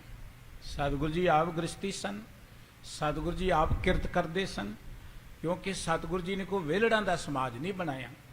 ਸਤਿਗੁਰੂ ਜੀ ਨੇ ਇਹ ਇੱਕ ਆਦਰਸ਼ਕ ਸਮਾਜ ਦੀ ਸਿਰਜਣਾ ਦੀ ਗੱਲ ਕੀਤੀ ਕਿ ਧਰਤੀ ਦੇ ਉੱਪਰ ਇਹੋ ਜਿਹਾ ਸਮਾਜ ਹੋਏ, ਵਾਤਾਵਰਣ ਜਿੱਥੇ ਹਰ ਬੰਦਾ ਖੁਸ਼ਹਾਲ ਹੋਵੇ, ਤੇ ਖੁਸ਼ਹਾਲੀ ਦੇ ਲਈ ਸਭ ਤੋਂ ਵਧੀਆ ਸਾਧਨ ਹਰ ਬੰਦਾ ਕਿਰਤ ਕਰੇ। ਕਿਰਤ ਕਰਦਿਆਂ ਤਨ ਵੀ ਤੰਦਰੁਸਤ, ਕਿਰਤ ਕਰਦਿਆਂ ਮਨ ਵਿੱਚ ਵੀ ਸਵੈਮਾਨ ਪੈਦਾ ਹੁੰਦਾ ਹੈ, ਕਿਰਤ ਕਰਦਿਆਂ ਆਰਥਿਕ ਤੌਰ ਤੇ ਵੀ ਮਨੁੱਖ ਨੂੰ ਖੁਸ਼ਹਾਲੀ ਮਿਲਦੀ ਹੈ। ਕਿਰਤ ਦੇ ਅੰਦਰ ਬਹੁਤ ਕੁਝ ਲੁਕਿਆ ਬੈਠਾ ਹੈ। ਇਸ ਕਰਕੇ ਪਰਮਾਤਮਾ ਨੇ ਸਿਸਟਮ ਇਹੋ ਜਿਹਾ ਬਣਾਇਆ ਹੈ, ਔਰ ਗੁਰਮਤਿ ਨੇ ਉਸ ਸਿਸਟਮ ਨਾਲ ਸਾਨੂੰ ਜੋੜਿਆ। ਪਰਮਾਤਮਾ ਕਿਰਤੀ ਹੈ, ਉਹਨੂੰ ਕਰਤਾਰ ਕਿਹਾ ਜਾਂਦਾ ਹੈ। ਕਰਤਾਰ ਦਾ ਅਰਥ ਹੈ ਜਿਹੜਾ ਕਿਰਤ ਕਰਨ ਵਾਲਾ ਹੈ। ਕਰਤਾਰ ਗੁਰੂ ਨਾਨਕ ਸਾਹਿਬ ਜੀ ਦਾ ਬੜਾ ਪਿਆਰਾ ਨਾਮ ਸੀ, ਕਰਤਾਰ। ਜਾ ਸਿੱਖਾ ਤੈਨੂੰ ਕਰਤਾਰ ਚੇਤਾਵੇ। ਤੇ ਕਰਤਾਰ ਦਾ ਅਰਥ ਹੀ ਕਿਰਤ ਕਰਨ ਵਾਲਾ ਹੈ, ਜਿਹੜਾ ਕਰਤਾ ਪੁਰਖ ਹੈ। ਜੇ ਪਰਮਾਤਮਾ ਕਿਰਤ ਕਰਦਾ ਤੇ ਮਨੁੱਖ ਕਿਉਂ ਨਾ ਕਿਰਤ ਕਰੇ? ਜੇ ਪਰਮਾਤਮਾ ਕਿਰਤ ਕਰਦਾ ਤੇ ਪਰਮਾਤਮਾ ਦੇ ਨਾਂ ਤੇ ਬੰਦਾ ਵਿਹਲਾ ਕਿਉਂ ਬੈਠੇ ਭਲਾ ਪਏ? ਬੰਦਾ ਵੀ ਕਿਰਤ ਕਰੇ। ਪਰ ਇਹ ਕਿਉਂਕਿ ਇੱਕ ਧਾਰਮਿਕ ਲੋਕਾਂ ਵੱਲੋਂ ਲੋਕਾਂ ਦੇ ਮਨਾਂ 'ਚ ਪ੍ਰਭਾਵ ਪਾ ਦਿੱਤਾ ਗਿਆ, ਜੀ ਗ੍ਰਸਤੀ ਤੇ ਰੱਬ ਨੂੰ ਮਿਲ ਨਹੀਂ ਸਕਦੇ, ਕਿਰਤ ਕਰਨ ਵਾਲਾ ਰੱਬ ਨੂੰ ਮਿਲ ਹੀ ਨਹੀਂ ਸਕਦਾ। ਹਾਲਾਂਕਿ ਕਿਰਤ ਕਰਨ ਵਾਲਾ ਰੱਬ ਦੇ ਬਹੁਤ ਨੇੜੇ ਹੁੰਦਾ ਹੈ। ਕਿਰਤ ਕਰਨ ਵਾਲਾ ਰੱਬ ਦੀ ਅਸਲੀ ਜਾਤ ਹੈ ਹੀ ਕਿਰਤੀ ਦੀ ਹੈ। ਜੇ ਰੱਬ ਨੂੰ ਦੇਖਣਾ ਤੇ ਕਿਰਤੀ 'ਚੋਂ ਦੇਖੋ। ਰੱਬ ਕਿਰਤ ਕਰਦਾ ਹੈ, ਕਿਰਤੀ ਕਿਰਤ ਕਰਦਾ ਹੈ। ਕਿਰਤ ਦਾ ਅਰਥ ਹੁੰਦਾ ਹੈ ਕਿ ਇਸ ਸਮਾਜ ਦੀ ਉਸਾਰੀ ਦੇ ਲਈ ਜਿਸ ਦੇ ਨਾਲ, ਜਿਸ ਚੀਜ਼ ਦੇ ਨਾਲ ਤੁਸੀਂ ਆਤਮਿਕ ਤੌਰ ਤੇ, ਸਰੀਰਕ ਤੌਰ ਤੇ, ਸਮਾਜਿਕ ਤੌਰ ਤੇ ਤਰੱਕੀ ਕਰੋ, ਉਹਨੂੰ ਕਿਰਤ ਕਿਹਾ ਜਾਂਦਾ ਹੈ। ਉਹ ਕੋਈ ਵੀ ਹੋ ਸਕਦੀ। ਕੋਈ ਕਲਮ ਨਾਲ ਕਿਰਤ ਕਰ ਸਕਦਾ ਹੈ, ਕੋਈ ਤਲਵਾਰ ਨਾਲ ਕਿਰਤ ਕਰ ਸਕਦਾ ਹੈ, ਕੋਈ ਹਲ ਵਾਹ ਕੇ ਕਿਰਤ ਕਰ ਸਕਦਾ ਹੈ, ਕੋਈ ਬਿਜ਼ਨਸ ਕਰਕੇ ਕਿਰਤ ਕਰ ਸਕਦਾ ਹੈ, ਕੋਈ ਕੁਰਸੀ ਤੇ ਬੈਠ ਕੇ ਕਿਰਤ ਕਰ ਸਕਦਾ ਹੈ। ਕਿਰਦਰ ਜਿਹਦੇ ਨਾਲ ਸਮਾਜ ਦੀ ਉਸਾਰੀ ਹੋਏ। ਤੁਸੀਂ ਆਰਥਿਕ ਤੌਰ ਤੇ, ਸਮਾਜਿਕ ਤੌਰ ਤੇ, ਤੁਸੀਂ ਆਤਮਿਕ ਤੌਰ ਤੇ, ਸਰੀਰਕ ਤੌਰ ਤੇ ਉੱਚੇ ਉੱਠੋ, ਉਹ ਹਰ ਕੰਮ ਕਿਰਤ ਹੈ। ਇਸ ਕਰਕੇ ਮਹਾਰਾਜ ਜੀ, ਅਸੀਂ ਤੇ ਕਿਰਤ ਕਰਨ ਵਾਲੇ ਬੰਦੇ ਹਾਂ।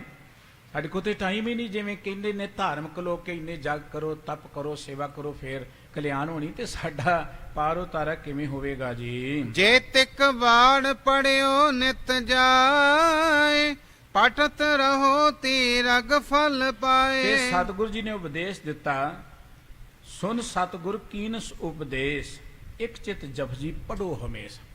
ਸਤਿਗੁਰੂ ਜੀ ਕਹਿੰਦੇ, ਭਾਈ ਰੋਜ਼ ਜਪਜੀ ਸਾਹਿਬ ਦਾ ਪਾਠ ਕਰਿਆ ਕਰੋ ਇੱਕ ਚਿੱਤ ਹੋ ਕੇ। ਜਪਜੀ ਸਾਹਿਬ ਸਾਡਾ ਮੂਲ ਹੈ। ਸ੍ਰੀ ਗੁਰੂ ਗ੍ਰੰਥ ਸਾਹਿਬ ਜੀ ਦੀ ਪਵਿੱਤਰ ਪਹਿਲੀ ਬਾਣੀ ਸ੍ਰੀ ਜਪਜੀ ਸਾਹਿਬ ਹੈ। ਜਦੋਂ ਵੀ ਗੁਰਸਿੱਖ ਗੁਰੂ ਘਰ 'ਚ ਦੀਕਸ਼ਤ ਹੁੰਦਾ ਹੈ, ਖੰਡੇ ਕੀ ਪੌਲ ਪ੍ਰਾਪਤ ਕਰਦਾ ਹੈ, ਪਹਿਲਾਂ ਜਪਜੀ ਸਾਹਿਬ ਹੀ ਪੜ੍ਹਿਆ ਜਾਂਦਾ ਹੈ। ਜਦੋਂ ਅਸੀਂ ਅੰਮ੍ਰਿਤ ਵੇਲੇ ਉੱਠ ਕੇ ਆਪਣਾ ਨਿਤਨੇਮ ਕਰਦੇ ਹਾਂ, ਵਾਹਿਗੁਰੂ ਜੀ ਦੇ ਪਿਆਰ ਜੁੜਦੇ ਹਾਂ, ਪਹਿਲੀ ਬਾਣੀ ਹੀ ਜਪਜੀ ਸਾਹਿਬ ਹੈ। ਜਪਜੀ ਸਾਹਿਬ ਸਮੁੱਚੀ ਬਾਣੀ ਦਾ ਇਵੇਂ ਕਹਿ ਲਓ ਸਾਰ ਹੈ, ਤੱਤ ਹੈ। ਤੇ ਸਤਿਗੁਰੂ ਜੀ ਨੇ ਹਰ ਗੁਰਸਿੱਖ ਨੂੰ ਕਿਹਾ ਕਿ ਜਪਜੀ ਸਾਹਿਬ ਰੋਜ਼ ਪੜ੍ਹਿਆ ਕਰੋ, ਜਪਜੀ ਸਾਹਿਬ ਰੋਜ਼ ਪੜ੍ਹਿਆ ਕਰੋ। ਹਰ ਗੁਰਸਿੱਖ ਨੂੰ ਜਿੰਨੀ ਵੱਧ ਤੋਂ ਵੱਧ ਬਾਣੀ ਯਾਦ ਹੋਏ ਬਹੁਤ ਹੀ ਚੰਗੀ ਗੱਲ ਹੈ। ਪਰ ਘੱਟ ਤੋਂ ਘੱਟ ਜਪਜੀ ਸਾਹਿਬ ਤੇ ਯਾਦ ਹੋਣਾ ਚਾਹੀਦਾ ਹੈ ਨਾ। ਜੇ ਮੇਰੇ ਵਰਗੇ ਨੂੰ ਜਪਜੀ ਸਾਹਿਬ ਹੀ ਯਾਦ ਨਹੀਂ ਕਹੇ ਜੀ ਮੈਂ ਬੜਾ ਪੰਥਕ ਹਾਂ, ਮੈਂ ਬੜਾ ਲੀਡਰ ਹਾਂ, ਉਹ ਬਿਲਕੁਲ ਗੱਪ ਮਾਰ ਰਿਹਾ, ਉਹ ਬਿਲਕੁਲ ਝੂਠ ਬੋਲ ਰਿਹਾ। ਅੱਗੇ ਵੀ ਇੱਕ ਵਾਰ ਇੱਕ ਆਪ ਜੀ ਦੇ ਨਾਲ ਗਾਥਾ ਸਾਂਝੀ ਕੀਤੀ ਸੀ ਕਿ ਮਹਾਰਾਜਾ ਰਣਜੀਤ ਸਿੰਘ ਜੀ ਭਾਈ ਦੁਖ ਭੰਜਨ ਸਾਹਿਬ ਜੀ ਸੇਵਾ ਪੰਥੀ ਮਹਾਂਪੁਰਖਾਂ ਦੇ ਕੋਲ ਆ ਗਏ। ਬੜੇ ਪਰਉਪਕਾਰੀ ਜੀਵੜੇ ਸਨ ਸੇਵਾ ਪੰਥੀ ਮਹਾਂਪੁਰਖ, ਬੜੇ ਚਾਅ ਨਾਲ ਮਹਾਰਾਜਾ ਜੀ ਆਉਂਦੇ ਸਨ ਇਹੋ ਜਿਹੇ ਸਤਿਪੁਰਖਾਂ ਦੇ ਕੋਲ। ਗੱਲਬਾਤ ਕਰਦੇ ਆ, ਭਾਈ ਸਾਹਿਬ ਜੀ ਕਹਿਣ ਲੱਗੇ ਜਪਜੀ ਸਾਹਿਬ ਕੰਠ ਹੈ। ਤੇ ਜਿਵੇਂ ਸਾਖੀਕਾਰ ਲਿਖਦੇ ਮਹਾਰਾਜਾ ਸਾਹਿਬ ਕਹਿਣ ਲੱਗੇ ਕਿ ਕੰਠ ਨਹੀਂ ਸੁਣ ਲਈਦਾ। ਤੇ ਇੱਕ ਬਚਨ ਲਿਖੇ ਹੈ ਸਾਖੀਕਾਰਾਂ ਨੇ ਜੋ ਭਾਈ ਸਾਹਿਬ ਜੀ ਨੇ ਕਿਹਾ ਕਿ ਸਿੱਖ ਗੁਰੂ ਕਾ ਹੋਏ ਕਿ ਜਪਜੀ ਕੰਠ ਨਾ ਕੀਨ, ਤੁਖ ਬਿੰਦ ਤੰਦਲ ਕਾਮ ਕਿਸ ਜਨਮ ਅਕਾਰਥ ਕੀਨ। ਹੋਵੇ ਗੁਰੂ ਕਾ ਸਿੱਖ ਤੇ ਉਹਨੂੰ ਜਪਜੀ ਸਾਹਿਬ ਯਾਦ ਨਾ ਹੋਏ। ਜਪਜੀ ਸਾਹਿਬ 10 ਮਿੰਟ ਦੀ ਬਾਣੀ ਹੈ, ਸਾਰੀ 10 ਮਿੰਟ ਦੀ ਬਾਣੀ ਹੈ। ਪਹਿਲੀ ਗੱਲ ਜੇ ਰੋਜ਼ ਪੜਾਂਗੇ ਤੇ ਆਪੇ ਹੀ ਯਾਦ ਹੋ ਜਾਣਾ, ਯਾਦ ਕਰਨ ਦੀ ਕੋਈ ਲੋੜ ਨਹੀਂ ਹੈ। ਰੋਜ਼ ਆਪਾਂ ਪੜਾਂਗੇ ਤੇ ਆਪਣੇ ਆਪ ਹੀ ਯਾਦ ਹੋ ਜਾਣਾ, ਰੋਜ਼ ਜੇ ਕਰਾਂਗੇ ਚਿੱਤ ਲਗਾ ਕੇ। ਹੁਣ ਸਿੱਖ ਨੂੰ ਜੇ ਜਪਜੀ ਸਾਹਿਬ ਯਾਦ ਨਹੀਂ ਹੈ, ਇਹਦਾ ਮਤਲਬ ਕਿ ਉਹ ਲਗਾ ਨਾਲ ਪੜ੍ਹ ਨਹੀਂ ਰਿਹਾ। ਜਪਜੀ ਸਾਹਿਬ ਸਾਡਾ ਆਧਾਰ ਹੈ, ਜਪਜੀ ਸਾਹਿਬ ਸਾਡੀ ਸੁੱਖਾਂ ਦੀ ਪੂੰਜੀ ਹੈ। ਇਸ ਕਰਕੇ ਭਾਈ ਸਾਹਿਬ ਜੀ ਕਹਿਣਗੇ ਚੌਲ ਕੱਢ ਲਏ ਜਾਣ ਤੇ ਬਾਕੀ ਰਹਿ ਜਾਣ ਛਿੱਲੜ, ਜਿਹਨੂੰ ਆਪਾਂ ਫੱਕ ਵੀ ਕਹਿੰਦੇ ਆ, ਤੋ ਵੀ ਕਹਿੰਦੇ ਆ, ਉਹ ਕਿਸ ਅਰਥ ਹੈ? ਦਾਣੇ ਕੱਢ ਲਏ ਤਾਂ ਜੇ ਸਿੱਖ ਦੀ ਰਸਨਾ ਤੋਂ ਜਪਜੀ ਸਾਹਿਬ ਨਿਕਲ ਗਿਆ ਤੇ ਬਾਕੀ ਸਰੀਰ ਨੂੰ ਨਹੀਂ ਸਿੱਖ ਕਿਹਾ ਜਾਂਦਾ। ਬੜੇ ਤੁਰੇ ਫਿਰਦੇ ਨੇ ਇੱਥੇ ਸਰੀਰ ਵਾਲੇ, ਕੇਵਲ ਪੱਗ ਬੰਨਣ ਨਾਲ ਸਿੱਖ ਨਹੀਂ ਬਣ ਜਾਂਦਾ। ਪੱਗ ਸਾਡੀ ਪਹਿਚਾਣ ਹੈ, ਲਿਬਾਸ ਸਾਡਾ ਪਹਿਚਾਣ ਹੈ, ਲੇਕਿਨ ਸਿੱਖ ਤੇ ਅਸੀਂ ਤਾਂ ਬਣਾਂਗੇ ਜੇ ਸਾਡੀ ਸੁਰਤ ਵਿੱਚ ਜਪਜੀ ਸਾਹਿਬ ਵਸਿਆ ਹੋਏਗਾ। ਜਪਜੀ ਸਾਹਿਬ ਪ੍ਰਥਮ ਬਾਣੀ ਹੈ, ਬਹੁਤ ਜ਼ਰੂਰੀ ਬਾਣੀ ਹੈ। ਸਤਿਗੁਰੂ ਜੀ ਕਹਿਣਗੇ ਭਾਈ ਸਿੱਖਾ ਜਪਜੀ ਸਾਹਿਬ ਰੋਜ਼ ਪੜਿਆ ਕਰਨ ਵੇਲੇ ਉੱਠ ਕੇ, ਵਾਹਿਗੁਰੂ ਜੀ ਦੇ ਪਿਆਰ ਜੁੜਿਆ ਕਰ, ਤੈਨੂੰ ਸੁਰਤ ਚ ਵਸਾ ਚੇਤੇ ਰੱਖਿਆ ਕਰ। ਜੇ ਇਵੇਂ ਤੂੰ ਚੇਤੇ ਰੱਖੇਂਗਾ ਜੇਤਕ ਵਾਰ ਪਠਿਓ ਨਿਤ ਜਾਏ, ਪਟਤ ਰਹੋ ਦੀਰਘ ਫਲ ਪਾਏ। ਜਿੰਨੀ ਵਾਰ ਵੱਧ ਤੋਂ ਵੱਧ ਪੜਿਆ ਜੇ ਚੰਗੀ ਗੱਲ ਹੈ। ਦੇਖੋ ਕਿਰਤੀ ਬੰਦਾ ਜਿਹੜਾ ਹੈ ਨਾ, ਉਦਾਹਰਨ ਦੇ ਤੌਰ ਤੇ ਜ਼ਿਮੀਂਦਾਰ ਹਲ ਵਾਹੁੰਦੇ ਸਨ, ਅੱਜ ਕੱਲ੍ਹ ਟਰੈਕਟਰ ਵਾਹੁੰਦੇ ਨੇ। ਹੁਣ ਜੇ ਜਪਜੀ ਸਾਹਿਬ ਜਾਂ ਬਾਣੀ ਯਾਦ ਹੈ ਤੇ ਵਾਹੁੰਦਿਆਂ ਪੜ੍ਹਿਆ ਜਾ ਸਕਦਾ ਹੈ। ਅੱਜ ਕੱਲ੍ਹ ਤਾਂ ਬੜੇ ਵਧੀਆ ਸਾਧਨ ਆ ਗਏ ਨੇ। ਆਪਾਂ ਦੇਖਦੇ ਹਾਂ ਟਰੈਕਟਰਾਂ ਦੇ ਉੱਪਰ ਵੀ ਵੱਡੇ ਵੱਡੇ CD ਪਲੇਅਰ ਲੱਗੇ ਹੋਏ ਨੇ। ਜਪਜੀ ਸਾਹਿਬ ਤੇ ਉਦੋਂ ਵੀ ਸੁਣਿਆ ਜਾ ਸਕਦਾ। ਸਾਡੀਆਂ ਗੱਡੀਆਂ 'ਚ ਬੜੇ ਵਧੀਆ ਸਾਧਨ ਨੇ, ਸਾਡੇ ਦਫ਼ਤਰਾਂ ਵਿੱਚ ਬੜੇ ਵਧੀਆ ਸਾਧਨ ਨੇ, ਹੋਰ ਬਹੁਤ ਕੁਝ ਊਲ ਜਲੂਲ ਚੱਲਦਾ ਰਹਿੰਦਾ ਸਾਡੇ ਫੋਨਾਂ ਤੇ। ਜੇ ਕਿਤੇ ਜਪਜੀ ਸਾਹਿਬ ਜੀ ਦੀ ਬਾਣੀ ਚੱਲਦੀ ਰਹੇ ਤੇ ਫਿਰ ਕਿੰਨਾ ਵਧੀਆ ਮਾਹੌਲ ਹੈ। ਜਪਜੀ ਸਾਹਿਬ ਰੋਜ਼ ਪੜ੍ਹਿਆ ਕਰੋ। ਜੇ ਨਹੀਂ ਯਾਦ ਤੇ ਗੁਰੂ ਚਰਨਾਂ 'ਚ ਅਰਦਾਸ ਕਰੀਏ ਸਾਨੂੰ ਜਪਜੀ ਸਾਹਿਬ ਕੰਠ ਹੋ ਜਾਏ। ਜਿਹਦਾ ਜਪਜੀ ਸਾਹਿਬ ਨਾਲ ਪਿਆਰ, ਉਹਦਾ ਹੀ ਗੁਰੂ ਨਾਲ ਪਿਆਰ ਹੈ। ਜਿਹਦਾ ਜਪਜੀ ਸਾਹਿਬ ਨਾਲ ਪਿਆਰ ਨਹੀਂ, ਭਾਵੇਂ 100 ਅਡੰਬਰ ਕਰੇ ਕਿ ਮੈਂ ਬੜਾ ਗੁਰੂ ਦਾ ਪਿਆਰ ਹਾਂ, ਬਿਲਕੁਲ ਉਹ ਅਡੰਬਰ ਕਰ ਰਹੇ ਆ।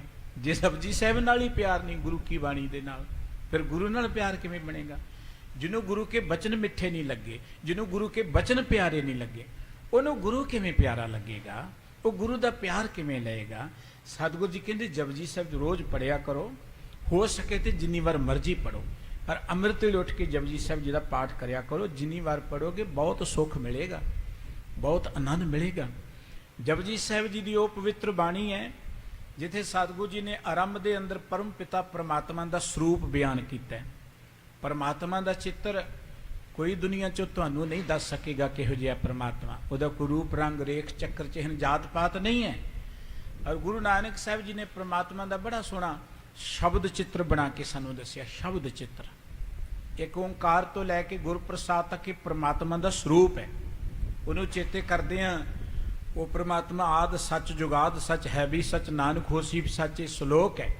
ਫਿਰ ਜਪ, ਜਪ ਤੋਂ ਬਾਣੀ ਸ਼ੁਰੂ ਹੁੰਦੀ, ਉਦੋਂ ਬਾਅਦ ਸ਼ਲੋਕ ਹੈ। ਜਪ ਨੂੰ ਆਪਾਂ ਜਪ ਜੀ ਕਹਿੰਦੇ ਹਾਂ। ਜਦੋਂ ਗੁਰੂ ਗ੍ਰੰਥ ਸਾਹਿਬ ਜੀ ਦਾ ਇੰਡੈਕਸ ਤਤਕਰਾ ਪੜੋਗੇ ਤੁਸੀਂ, ਖਾਸ ਕਰਕੇ ਪਹਿਲਾਂ ਸੀ ਉੱਥੇ ਲਿਖੇ ਹੁੰਦੇ ਜਪ ਨਿਸ਼ਾਨ।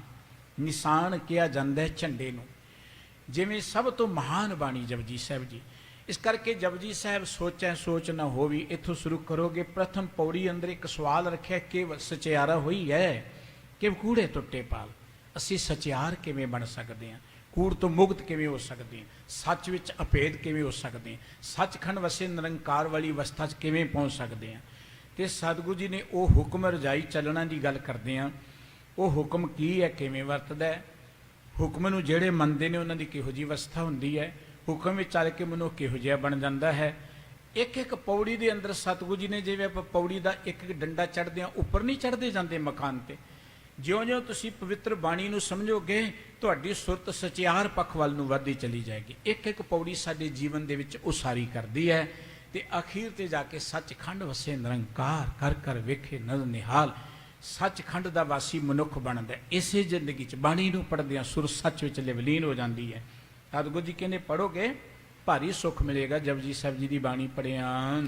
ਪਿੱਖੋ ਗਰੀਬ ਕਾਜ ਕਰ ਦੀਜੈ, ਨਹਿ ਤਿਸ ਨਿਕਟ ਮਨਜੂਰੀ ਲੀਜੈ। ਅਗਲੀ ਗੱਲ ਇਹ ਹੈ, ਆਪਣੇ ਜੀਵਨ ਨੂੰ ਸਵਾਰਨ ਦੇ ਲਈ ਜਪਜੀ ਸਾਹਿਬ ਪੜ੍ਹੋ, ਬਾਣੀ ਪੜ੍ਹੋ, ਵਾਹਿਗੁਰੂ ਜੀ ਦਾ ਸਿਮਰਨ ਕਰੋ। ਤੇ ਜੇ ਤੁਸੀਂ ਦੁਨੀਆ ਦੀਆਂ ਨਜ਼ਰਾਂ 'ਚ ਜਿਉਂਦੇ ਰਹਿਣਾ, ਜੇ ਤੁਸੀਂ ਸਦਾ ਸੁੱਖ ਮੰਨਣਾ, ਫਿਰ ਤੁਸੀਂ ਲੋੜਵੰਦਾਂ ਦੇ ਕਾਰਜ ਵੀ ਕਰਦਿਆ ਕਰੋ। ਠੀਕ ਹੈ, ਤੁਸੀਂ ਕਿਰਤ ਕਰਦੇ ਹੋ, ਕਈ ਵਾਰੀ ਤੁਹਾਡੇ ਕੋਲ ਇਹੋ ਜਿਹਾ ਕੋਈ ਮਜਬੂਰ ਆ ਜਾਂਦਾ ਹੈ, ਕੋਈ ਲੋੜਵੰਦ ਆ ਜਾਂਦਾ ਹੈ, ਉਹਦਾ ਕਾਰਜ ਤੁਸੀਂ ਉੱਦਾਂ ਕਰਦੇ ਹੋ। ਕੋਈ ਮਜ਼ਦੂਰੀ ਨਾ ਲਓ ਤੁਸੀਂ। ਸਤਿਗੁਰੂ ਜੀ ਕਹਿੰਦੇ ਕਿਸੇ ਗਰੀਬ ਨੂੰ ਲੋੜਵੰਦ ਨੂੰ ਦੇਖ ਕੇ ਉਹਦਾ ਕੰਮ ਕਰਦੇ ਹੋ, ਉਹਦੇ ਪਾਸੋਂ ਮਜ਼ਦੂਰੀ ਨਾ ਲਓ ਤੁਸੀਂ। ਇਹ ਬਹੁਤ ਵੱਡੀ ਸੇਵਾ ਹੈ, ਲੋੜਵੰਦ ਦੀ ਸੇਵਾ ਕਰਨੀ। ਜਪ ਜੀ ਅਰਥ ਵਿਚਾਰਨ ਕਰੋ, ਸਵਾਸ ਸਵਾਸ ਅੰਤਰ ਨਿਤ ਧਰੋ। ਤੇ ਜਪਜੀ ਨੂੰ ਪੜ੍ਹਦਿਆਂ ਜਪਜੀ ਦੇ ਅਰਥਾਂ ਨੂੰ ਵਿਚਾਰਿਆ ਕਰੋ, ਆਪਣੀ ਸਵਾਸਾਂ 'ਚ ਵਸਾਓ। ਸਵਾਸ ਸਵਾਸ ਉਹਨਾਂ ਅਰਥਾਂ ਨੂੰ ਚੇਤੇ ਰੱਖੋ। ਗੁਰੂ ਨ ਪਿਤ ਕਰੋ ਜੁਤ ਪ੍ਰੀਤ, ਦਇਆ ਕਰੋ ਦੀਨਨ ਪਰਨੀਤ। ਜਿੱਥੇ ਗੁਰੂ ਨਾਲ ਪਿਆਰ ਕਰਨਾ ਹੈ, ਉੱਥੇ ਤੁਸੀਂ ਨਿਤ ਦੁਖੀਆਂ ਤੇ ਦਇਆ ਕਰੋ।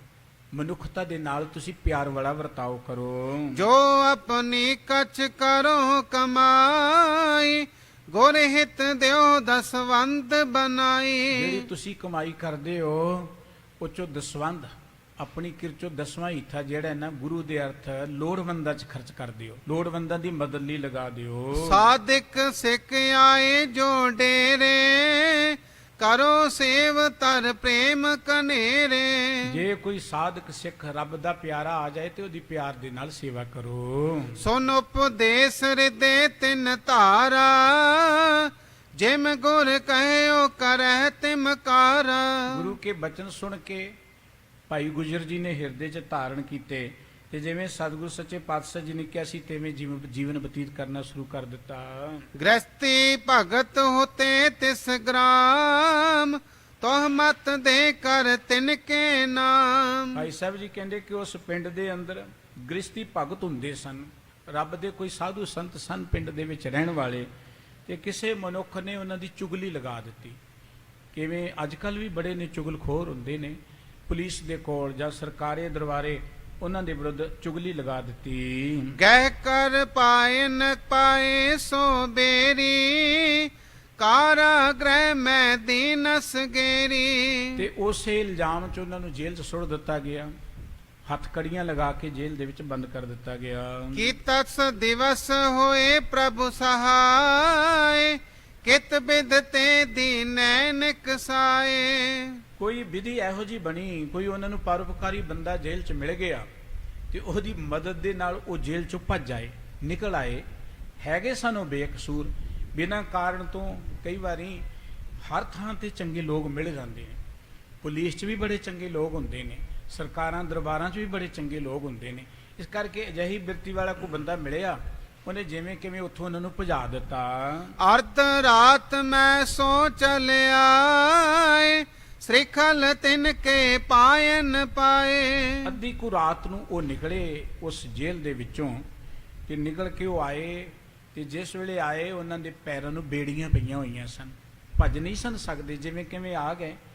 ਤੇ ਉਹਨਾਂ ਨੂੰ ਹੁਣ ਚਾਹੀਦਾ ਸੀ ਕਿ ਉਹਨਾਂ ਦੀਆਂ ਬੇੜੀਆਂ ਕੱਟਣ ਵਾਲਾ ਜਿਹੜਾ ਉਹਨਾਂ ਦੇ ਉਹ ਜੰਜਾਲ ਕੱਟ ਸਕੇ। ਗੁਜਰ ਨਾਮ ਲੋਹਾਰੇ ਆਵਾਸ, ਆਏ ਕਹਿਓ ਤਿਨ ਇਸ ਕੇ ਪਾਸ। ਕਿਸੇ ਨੇ ਦੱਸ ਪਾਈ ਕਿ ਇਸ ਪਿੰਡ 'ਚ ਕੋਈ ਬੰਦਾ ਹੈ ਜਿਹੜਾ ਤੁਹਾਡੀ ਮਦਦ ਕਰ ਸਕਦਾ ਹੈ, ਉਹ ਪਰਉਪਕਾਰੀ ਵੀ ਹੈ ਤੇ ਉਹ ਕੰਮ ਕਰ ਵੀ ਸਕਦਾ ਹੈ, ਉਹ ਹੈ ਗੁਜਰ, ਲੋਹਾਰ ਹੈ, ਉਹ ਤੁਹਾਡੇ ਇਹ ਬੰਧਨ ਕੱਟ ਸਕਦਾ ਹੈ। ਪ੍ਰਭ ਨ ਬਿਤ ਦੇਹੁ ਬੰਧਨ ਕਾਂਡ, ਤੁਝ ਕੋ ਹੋਏ ਨ ਜਮ ਕੀ ਬਾਟ। ਉਹ ਤੁਹਾਡੇ ਬੰਧਨ ਕੱਟ ਸਕਦਾ ਹੈ, ਬੜਾ ਰੱਬ ਦਾ ਪਿਆਰਾ ਹੈ, ਤੇ ਤੁਸੀਂ ਇਸ ਸਜ਼ਾ ਤੋਂ ਬਚ ਸਕਦੇ ਹੋ। ਸੁਨ ਕਰ ਸੁਕਚਿਓ ਹਿਰਦੈ ਬਿਸਾਲਾ, ਜੇ ਮੁਝ ਜਾਨ ਲਹਿ ਮਹਿ ਪਾਲਾ। ਜਿਸ ਵੇਲੇ ਭਾਈ ਸਾਹਿਬ ਜੀ ਕੋਲ ਪਹੁੰਚੇ ਤੇ ਕੁਦਰਤੀ ਸੀ ਕਿ ਉਹ ਕੈਦੀ ਨੇ, ਭੱਜੇ ਹੋਏ ਨੇ, ਹੁਣ ਕੈਦੀ ਭੱਜਣ ਤੇ ਉਹਨਾਂ ਦੀ ਕੋਈ ਮਦਦ ਕਰੇ, ਹਕੂਮਤ ਦੀ ਵੀ ਕਰੋਪੀ ਸਹਿਣੀ ਪੈਂਦੀ ਹੈ, ਇਹ ਬੜੀ ਵੱਡੀ ਗੱਲ ਹੈ।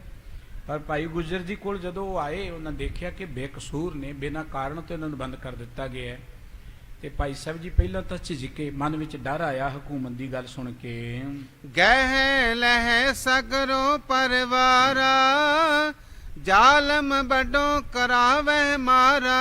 ਤੇ ਜੇ ਹਕੂਮਤ ਨੂੰ ਪਤਾ ਲੱਗ ਗਿਆ ਤੇ ਮੈਨੂੰ ਪਰਿਵਾਰ ਸਮੇਤ ਹੀ ਉਹਨਾਂ ਫੜ ਲੈਣਾ, ਫਿਰ ਮੈਨੂੰ ਪਰਿਵਾਰ ਨੂੰ ਵੀ ਉਹ ਤੰਗ ਕਰ ਸਕਦੇ ਹਨ। ਤਰਾਸ ਪਾਏ ਕਰ ਬਹੁਰ ਵਿਚਾਰਾ, ਗੁਰ ਮੁਝ ਪ੍ਰਤ ਉਪਦੇਸ ਉਚਾਰਾ। ਪਹਿਲਾਂ ਤੇ ਮਨ 'ਚ ਇਹ ਖਿਆਲ ਆਇਆ ਹਕੂਮਤ ਦਾ, ਫਿਰ ਗੁਰੂ ਕਾ ਬਚਨ ਚੇਤੇ ਆ ਗਿਆ ਕਿ ਜੋ ਕੋਈ ਮਜਬੂਰ ਮਿਲੇ, ਦੁਖੀ ਮਿਲੇ ਤੇ ਉਹਦੀ ਮਦਦ ਜ਼ਰੂਰ ਕਰਨੀ ਹੈ, ਜਿਹਦੇ ਨਾਲ ਉਹਦਾ ਜੀਵਨ ਸੁਖੀ ਹੋ ਸਕਦਾ ਹੈ। ਇਹਨੂੰ ਗੁਰੂ ਕੇ ਬਚਨ ਚੇਤੇ ਆ ਗਏ। ਪ੍ਰਭ ਨਮਿਤ ਕਾਰਜ ਕਰ ਦੀਜੈ, ਨਹੀਂ ਬਿਲੰਬ ਕਿਸੇ ਵਿਦ ਕੀਜੈ। ਤੇ ਜੇ ਸਤਿਗੁਰੂ ਜੀ ਦੇ ਬਚਨ ਯਾਦ ਆਏ ਕਿ ਜੇ ਕੋਈ ਦੁਖੀ ਆਏ ਤੇ ਪ੍ਰਮਾਤਮਾ ਦੇ ਨਿਮਿਤ ਉਹਦਾ ਕਾਰਜ ਜ਼ਰੂਰ ਕਰ ਦਿਓ, ਉਹਦੇ ਦੁੱਖ ਦੂਰ ਕਰਨ ਦੇ ਵਿੱਚ ਮਦਦ ਕਰੋ ਤੁਸੀਂ। ਸੋ ਨਹਿ ਛੋੜਿਓ ਹੋਏ ਸੋ ਹੋਏ, ਸੰਤ ਕਹੇ ਲੋਕਨ ਸੁਖ ਦੋਏ। ਇਸ ਕਰਕੇ ਭਾਈ ਗੁਜਰ ਜੀ ਨੇ ਸੋਚਿਆ ਕਿ ਬੇਕਸੂਰ ਨੇ, ਦੁਖੀ ਨੇ, ਬਿਨਾਂ ਕਾਰਨ ਹੀ ਇਹਨਾਂ ਨੂੰ ਬੇੜੀਆਂ ਪਾਈਆਂ ਹੋਈਆਂ ਨੇ, ਤੇ ਉਹਨਾਂ ਨੇ ਉਸ ਵੇਲੇ ਗੁਰੂ ਦਾ ਆਸਰਾ ਲੈ ਕੇ ਉਹਨਾਂ ਦੀਆਂ ਉਹ ਬੇੜੀਆਂ ਕੱਟ ਦਿੱਤੀਆਂ, ਉਹਨਾਂ ਨੂੰ ਮੁਕਤ ਕਰ ਦਿੱਤਾ। ਗੱਲ ਆਪਾਂ ਸ਼ੁਰੂ ਕੀਤੀ ਸੀ, ਜੋ ਸੁਖ ਕੋ ਚਾਹੇ ਸਦਾ, ਸ਼ਰਨ ਰਾਮ ਕੀ ਲੈ। ਪਰਮਾਤਮਾ ਦੀ ਸ਼ਰਨ ਕੀ ਹੈ ਜੇ ਸੁਖ ਮੰਨਣੇ? ਪਰਮਾਤਮਾ ਦੀ ਸ਼ਰਨ ਹੈ ਕਿ ਪਰਮਾਤਮਾ ਵਰਗਾ ਸੁਭਾਅ ਬਣਾ ਲਓ, ਪਰਮਾਤਮਾ ਦੇ ਗੁਣਾਂ ਨੂੰ ਜ਼ਿੰਦਗੀ 'ਚ ਗ੍ਰਹਿਣ ਕਰ ਲਓ, ਪਰਮਾਤਮਾ ਵਰਗੇ ਕੰਮ ਕਰਨੇ ਸ਼ੁਰੂ ਕਰ ਦਿਓ। ਦੂਜਿਆਂ ਤੇ ਪਰਉਪਕਾਰ ਕਰਨਾ ਇਹ ਪਰਮਾਤਮਾ ਦੀ ਸ਼ਰਨ ਹੈ। ਸਰਬੱਤ ਦੇ ਭਲੇ ਲਈ ਵਿਚਰਨਾ ਇਹ ਪ੍ਰਮਾਤਮਾ ਦੀ ਸ਼ਰਨ ਹੈ। ਦੂਜਿਆਂ ਦੇ ਔਖੇ ਟਾਈਮ 'ਚ ਉਹਨਾਂ ਦੇ ਮਦਦਗਾਰ ਬਣਨਾ ਇਹ ਪ੍ਰਮਾਤਮਾ ਦੀ ਸ਼ਰਨ ਹੈ। ਹੁਣ ਭਾਈ ਗੁੱਜਰ ਜੀ ਗੁਰੂ ਕੀ ਸ਼ਰਨ 'ਚ ਆਏ, ਉਹਨਾਂ ਨੇ ਗੁਰੂ ਦੀ ਸ਼ਰਨ ਲੈਂਦਿਆਂ ਹੋਇਆਂ ਇਹਨਾਂ ਦੀ ਮਦਦ ਕਰ ਦਿੱਤੀ ਦੁਖੀਆਂ ਦੀ ਉਸ ਵੇਲੇ। ਇਮ ਵਿਚਾਰ ਕਲ ਬਿਲਮ ਨਕੀਨ, ਉਠ ਤਤਕਾਲ ਕਾਟ ਕਰ ਦੀਨ। ਇਸ ਕਰਕੇ ਇਹ ਸੋਚ ਕੇ ਕਿ ਇਹ ਹੁਣ ਲੋੜਵੰਦ ਆਏ ਨੇ, ਗੁਰੂ ਸਾਹਿਬ ਜੀ ਦਾ ਹੁਕਮ ਹੀ ਹੈ ਇਹਨਾਂ ਦੀ ਸੇਵਾ ਕਰਨਾ, ਭਾਈ ਸਾਹਿਬ ਜੀ ਨੇ ਬੜੀ ਜਲਦੀ ਨਾਲ ਉਹਨਾਂ ਦੀਆਂ ਇਹ ਬੇੜੀਆਂ ਕੱਟ ਦਿੱਤੀਆਂ। ਆਸ਼ਿਕ ਦੇਤ ਗਏ ਨਿਜ ਦੇਸ, ਉਪਜਿਓ ਇਸ ਕੇ ਗਿਆਨ ਵਿਸ਼ੇਸ਼। ਉਹ ਜਿਹੜੇ ਸਨ ਸਾਧੂ ਸੰਤ ਜਿਹੜੇ ਬਿਨਾਂ ਹੀ ਕਾਰਨ ਤੋਂ ਬੰਦ ਕੀਤੇ ਸਨ, ਜਦੋਂ ਉਹਨਾਂ ਨੇ ਬੰਧਨ ਕੱਟੇ ਗਏ ਤੇ ਭਾਈ ਸਾਹਿਬ ਨੂੰ ਬੜੀਆਂ ਉਹਨਾਂ ਨੇ ਅਸੀਸਾਂ ਦਿੱਤੀਆਂ, ਉਹਨਾਂ ਦੇ ਲਈ ਬੜੀਆਂ ਦੁਆਵਾਂ ਕੀਤੀਆਂ। ਉਹ ਸੁਖੀ ਹੋ ਕੇ ਆਪਣੇ ਮੁਲਕ ਨੂੰ ਚਲੇ ਗਏ। ਦੇਖੋ ਗੁਰਬਾਣੀ ਇਹ ਗੱਲ ਕਹਿੰਦੀ ਕਿ ਜੇ ਤੁਸੀਂ ਸੁਖੀ ਹੋਣਾ ਚਾਹੁੰਦੇ ਹੋ, ਦੇਖੋ ਕੁਦਰਤ ਦਾ ਇੱਕ ਨਿਯਮ ਹੈ, ਇਹ ਸਾਰਾ ਜਿਹੜਾ ਸਿਸਟਮ ਹੈ ਨਾ ਪ੍ਰਮਾਤਮਾ ਨੇ ਬਣਾਇਆ, ਇਹ ਚੱਲਦਾ ਹੈ ਲਾ ਆਫ ਐਨਰਜੀ। ਇਹ ਸ਼ਕਤੀ ਦੇ ਆਸਰੇ, ਪਾਵਰ ਦੇ ਆਸਰੇ ਨਾਲ ਚੱਲਦਾ ਹੈ। ਉਹ ਪਾਵਰ ਸਾਨੂੰ ਨਜ਼ਰ ਨਹੀਂ ਆਉਂਦੀ, ਆਪਾਂ ਦੇਖਦੇ ਹਾਂ ਸੂਰਜ ਦੀ ਜਿਹੜੀ ਸ਼ਕਤੀ ਦੇ ਨਾਲ ਇਸ ਦੁਨੀਆ ਦੇ ਵਿੱਚ ਹਰਿਆਵਲ ਹੈ, ਬਿਜਲੀ ਦੇ ਨਾਲ ਦੇਖੋ ਕਿੰਨੇ ਕਾਰੋਬਾਰ ਚੱਲ ਰਹੇ ਨੇ, ਬਿਜਲੀ ਸਾਨੂੰ ਨਜ਼ਰ ਨਹੀਂ ਆ ਰਹੀ, ਲੇਕਿਨ ਉਹ ਜਿਹੜੀ ਪਾਵਰ ਹੈ ਪ੍ਰਮਾਤਮਾ ਦੀ, ਊਰਜਾ ਹੈ, ਉਹ ਸਾਨੂੰ ਨਜ਼ਰ ਨਹੀਂ ਆਉਂਦੀ। ਹਰ ਮਨੁੱਖ ਦੇ ਅੰਦਰ ਉਹ ਊਰਜਾ ਹੈ, ਉਹ ਊਰਜਾ ਕਰਕੇ ਹੀ ਅਸੀਂ ਜਿਉਂਦੇ ਹਾਂ। ਉਹ ਊਰਜਾ ਨੂੰ ਤੁਸੀਂ ਵਧਾ ਵੀ ਸਕਦੇ, ਆਪਣੀ ਪ੍ਰੋਟੈਕਸ਼ਨ ਲਈ ਘਟਾ ਵੀ ਸਕਦੇ ਹੋ। ਉਹਦੇ ਵਧਾਉਣ ਦਾ ਤਰੀਕਾ ਇਹ ਹੈ ਕਿ ਜ਼ਿੰਦਗੀ ਅੰਦਰ ਭਲੇ ਕੰਮ ਕਰਨੇ ਸ਼ੁਰੂ ਕਰ ਦਿਓ, ਪਰਉਪਕਾਰ ਕਰਨੇ ਸ਼ੁਰੂ ਕਰ ਦਿਓ। ਜਿੰਨਾ ਤੁਸੀਂ ਪਰਉਪਕਾਰ ਕਰਦੇ ਜਾਓਗੇ, ਭਲੇ ਕੰਮ ਕਰਦੇ ਜਾਓਗੇ, ਲੋਕਾਂ ਦੀ ਮਦਦ ਕਰਦੇ ਜਾਓਗੇ, ਤੁਹਾਡੀ ਉਨੀ ਉਹ એનર્ਜੀ ਵੱਧਦੀ ਚਲੀ ਜਾਏਗੀ, ਉਹਨੇ ਸੁੱਖ ਤੁਹਾਡੇ ਲਾਉਂਦੇ ਰਹਿਣਗੇ। ਕੁਦਰਤ ਦਾ ਇੱਕ ਨਿਯਮ ਹੀ ਹੈ ਕਿ ਜੋ ਤੁਸੀਂ ਦੂਸਰਿਆਂ ਨੂੰ ਦੇਵੋਗੇ ਉਹ ਤੁਹਾਡੇ ਕੋਲ ਕਈ ਗੁਣਾ ਜ਼ਿਆਦਾ ਹੋ ਕੇ ਮਿਲੇਗਾ। ਦੂਜਿਆਂ ਨੂੰ ਤੁਸੀਂ ਪਿਆਰ ਦਿਓਗੇ, ਤੁਹਾਨੂੰ ਪਿਆਰ ਯਕੀਨਨ ਮਿਲੇਗਾ। ਦੂਜਿਆਂ ਦਾ ਬੁਰਾ ਸੋਚੋਗੇ, ਤੁਹਾਡਾ ਕਦੀ ਭਲਾ ਹੋ ਹੀ ਨਹੀਂ ਸਕਦਾ। ਔਰ ਗੁਰਬਾਣੀ ਨੇ ਤੇ ਬਚਨ ਕੇ ਪਰ ਕਾ ਬੁਰਾ ਨਾ ਰੱਖੋ ਚੀਤ, ਤੁਮ ਕੋ ਦੁੱਖ ਨਹੀਂ ਪਾਈ ਮੀਤ। ਬਾਬਾ ਫਰੀਦ ਸਾਹਿਬ ਜੀ ਨੇ ਕਿਹਾ ਸੀ, ਬੁਰੇ ਦਾ ਭਲਾ ਕਰ, ਗੁੱਸਾ ਮਨ ਨਾ ਹੰਡਾਏ, ਦੇਹੀ ਰੋਗ ਨਾ ਲੱਗਈ, ਪੱਲੇ ਸਭ ਕਿਸ ਪਾਏ। ਸੋ ਸਤਿਗੁਰੂ ਜੀ ਨੇ ਇਹੀ ਉਪਦੇਸ਼ ਆਪਣੇ ਗੁਰਸਿੱਖਾਂ ਨੂੰ ਦਿੱਤਾ ਕਿ ਜੇ ਆਪਾਂ ਚਾਹੁੰਦੇ ਸੁਖੀ ਵਸੀਏ, ਜੇ ਆਪਾਂ ਚਾਹੁੰਦੇ ਸਾਡਾ ਸਮਾਜ ਸੁਖੀ ਹੋਏ, ਫਿਰ ਉਹਦਾ ਸਭ ਤੋਂ ਵਧੀਆ ਤਰੀਕਾ ਹੈ ਪਰਮਾਤਮਾ ਦੀ ਸ਼ਰਨ ਲੈ ਲਈਏ, ਗੁਰੂ ਦੀ ਸ਼ਰਨ ਲੈ ਲਈਏ। ਗੁਰੂ ਪ੍ਰਭੂ ਦੀ ਸ਼ਰਨ ਦਾ ਅਰਥ ਹੈ ਕਿ ਆਪਾਂ ਅਜਿਹੇ ਕੰਮ ਕਰੀਏ ਜੋ ਗੁਰੂ ਪ੍ਰਭੂ ਨੂੰ ਚੰਗੇ ਲੱਗਦੇ ਨੇ। ਜੋ ਗੁਰੂ ਪ੍ਰਭੂ ਦਾ ਸੁਭਾਅ ਹੈ ਉਹ ਹੈ ਸਰਬੱਤ ਦਾ ਭਲਾ ਕਰੋ, ਦੁਖੀਆਂ ਦੀ ਮਦਦ ਕਰੋ, ਲੋੜਵੰਦਾਂ ਦੀ ਮਦਦ ਕਰੋ। ਜਦੋਂ ਆਪਾਂ ਇਸ ਮਾਰਗ ਤੇ ਚੱਲਾਂਗੇ, ਸਾਡਾ ਜੀਵਨ ਤਾਂ ਸੁਖੀ ਹੋਵੇਗਾ, ਸਾਡਾ ਸਮਾਜ ਕਿੰਨਾ ਵਧੀਆ ਬਣ ਜਾਏਗਾ।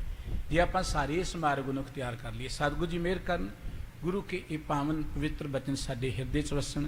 ਭਾਈ ਗੁੱਜਰ ਜੀ ਗੁਰੂ ਕੇ ਇਸ ਮਾਰਗ ਤੇ ਚੱਲ ਕੇ ਆਪਣਾ ਜੀਵਨ ਸੁਹੇਲਾ ਬਣਾ ਗਏ, ਬ੍ਰਹਮ ਗਿਆਨ ਨੂੰ ਪ੍ਰਾਪਤ ਹੋ ਗਏ। ਹਰ ਗੁਰਸਿੱਖ ਦੀ ਜ਼ਿੰਦਗੀ ਦੀ ਇੱਕ ਇੱਕ ਘਟਨਾ ਭਾਈ ਸਾਹਿਬ ਜੀ ਨੇ ਅੰਕਿਤ ਕੀਤੀ ਹੈ। ਇਹ ਨਹੀਂ ਕਿ ਉਹਨਾਂ ਇੱਕੋ ਹੀ ਕੰਮ ਕੀਤਾ ਤੇ ਬ੍ਰਹਮ ਗਿਆਨ ਹੋ ਗਿਆ, ਇਹ ਤਾਂ ਇੱਕ ਘਟਨਾ ਹੈ। ਭਾਈ ਸਾਹਿਬ ਜੀ ਸਾਰੀ ਜ਼ਿੰਦਗੀ ਪਰਉਪਕਾਰ ਲਈ ਵਿਚਰਦੇ ਰਹੇ। ਇਸ ਤੋਂ ਅੱਗੇ ਇੱਕ ਹੋਰ ਗੁਰਸਿੱਖ ਦੀ ਘਟਨਾ ਆਏਗੀ, ਭਾਈ ਧਿੰਗਾ ਨਾਈ ਜੀ, ਜਿਵੇਂ ਉਹਨਾਂ ਤੇ ਪਰਉਪਕਾਰ ਸਤਿਗੁਰੂ ਜੀ ਕਰਦੇ ਨੇ ਜਾਂ ਜਿਵੇਂ ਉਹ ਮਨੁੱਖਤਾ ਦੀ ਸੇਵਾ ਕਰਦੇ ਨੇ। ਇਹ ਵਾਰਤਾ ਆਪਾਂ ਕੱਲ ਨੂੰ ਸਰਵਣ ਕਰਾਂਗੇ ਜੀ। ਅੱਜ ਦੀਆਂ ਇੰਨੀਆਂ ਬੇਨਤੀਆਂ ਪ੍ਰਵਾਨ ਕਰਨੀਆਂ। ਭੁੱਲ ਚੁੱਕ ਦੀ ਖਿਮਾ ਜੀ। ਅਗਲਾ ਪ੍ਰੋਗਰਾਮ ਪਿਆਰ ਦੇ ਨਾਲ ਸਰਵਣ ਕਰੋ। ਸਾਰੇ ਹੀ ਬੁਲਾਓ। ਵਾਹਿਗੁਰੂ ਜੀ ਕਾ ਖਾਲਸਾ, ਵਾਹਿਗੁਰੂ ਜੀ ਕੀ ਫਤਿਹ।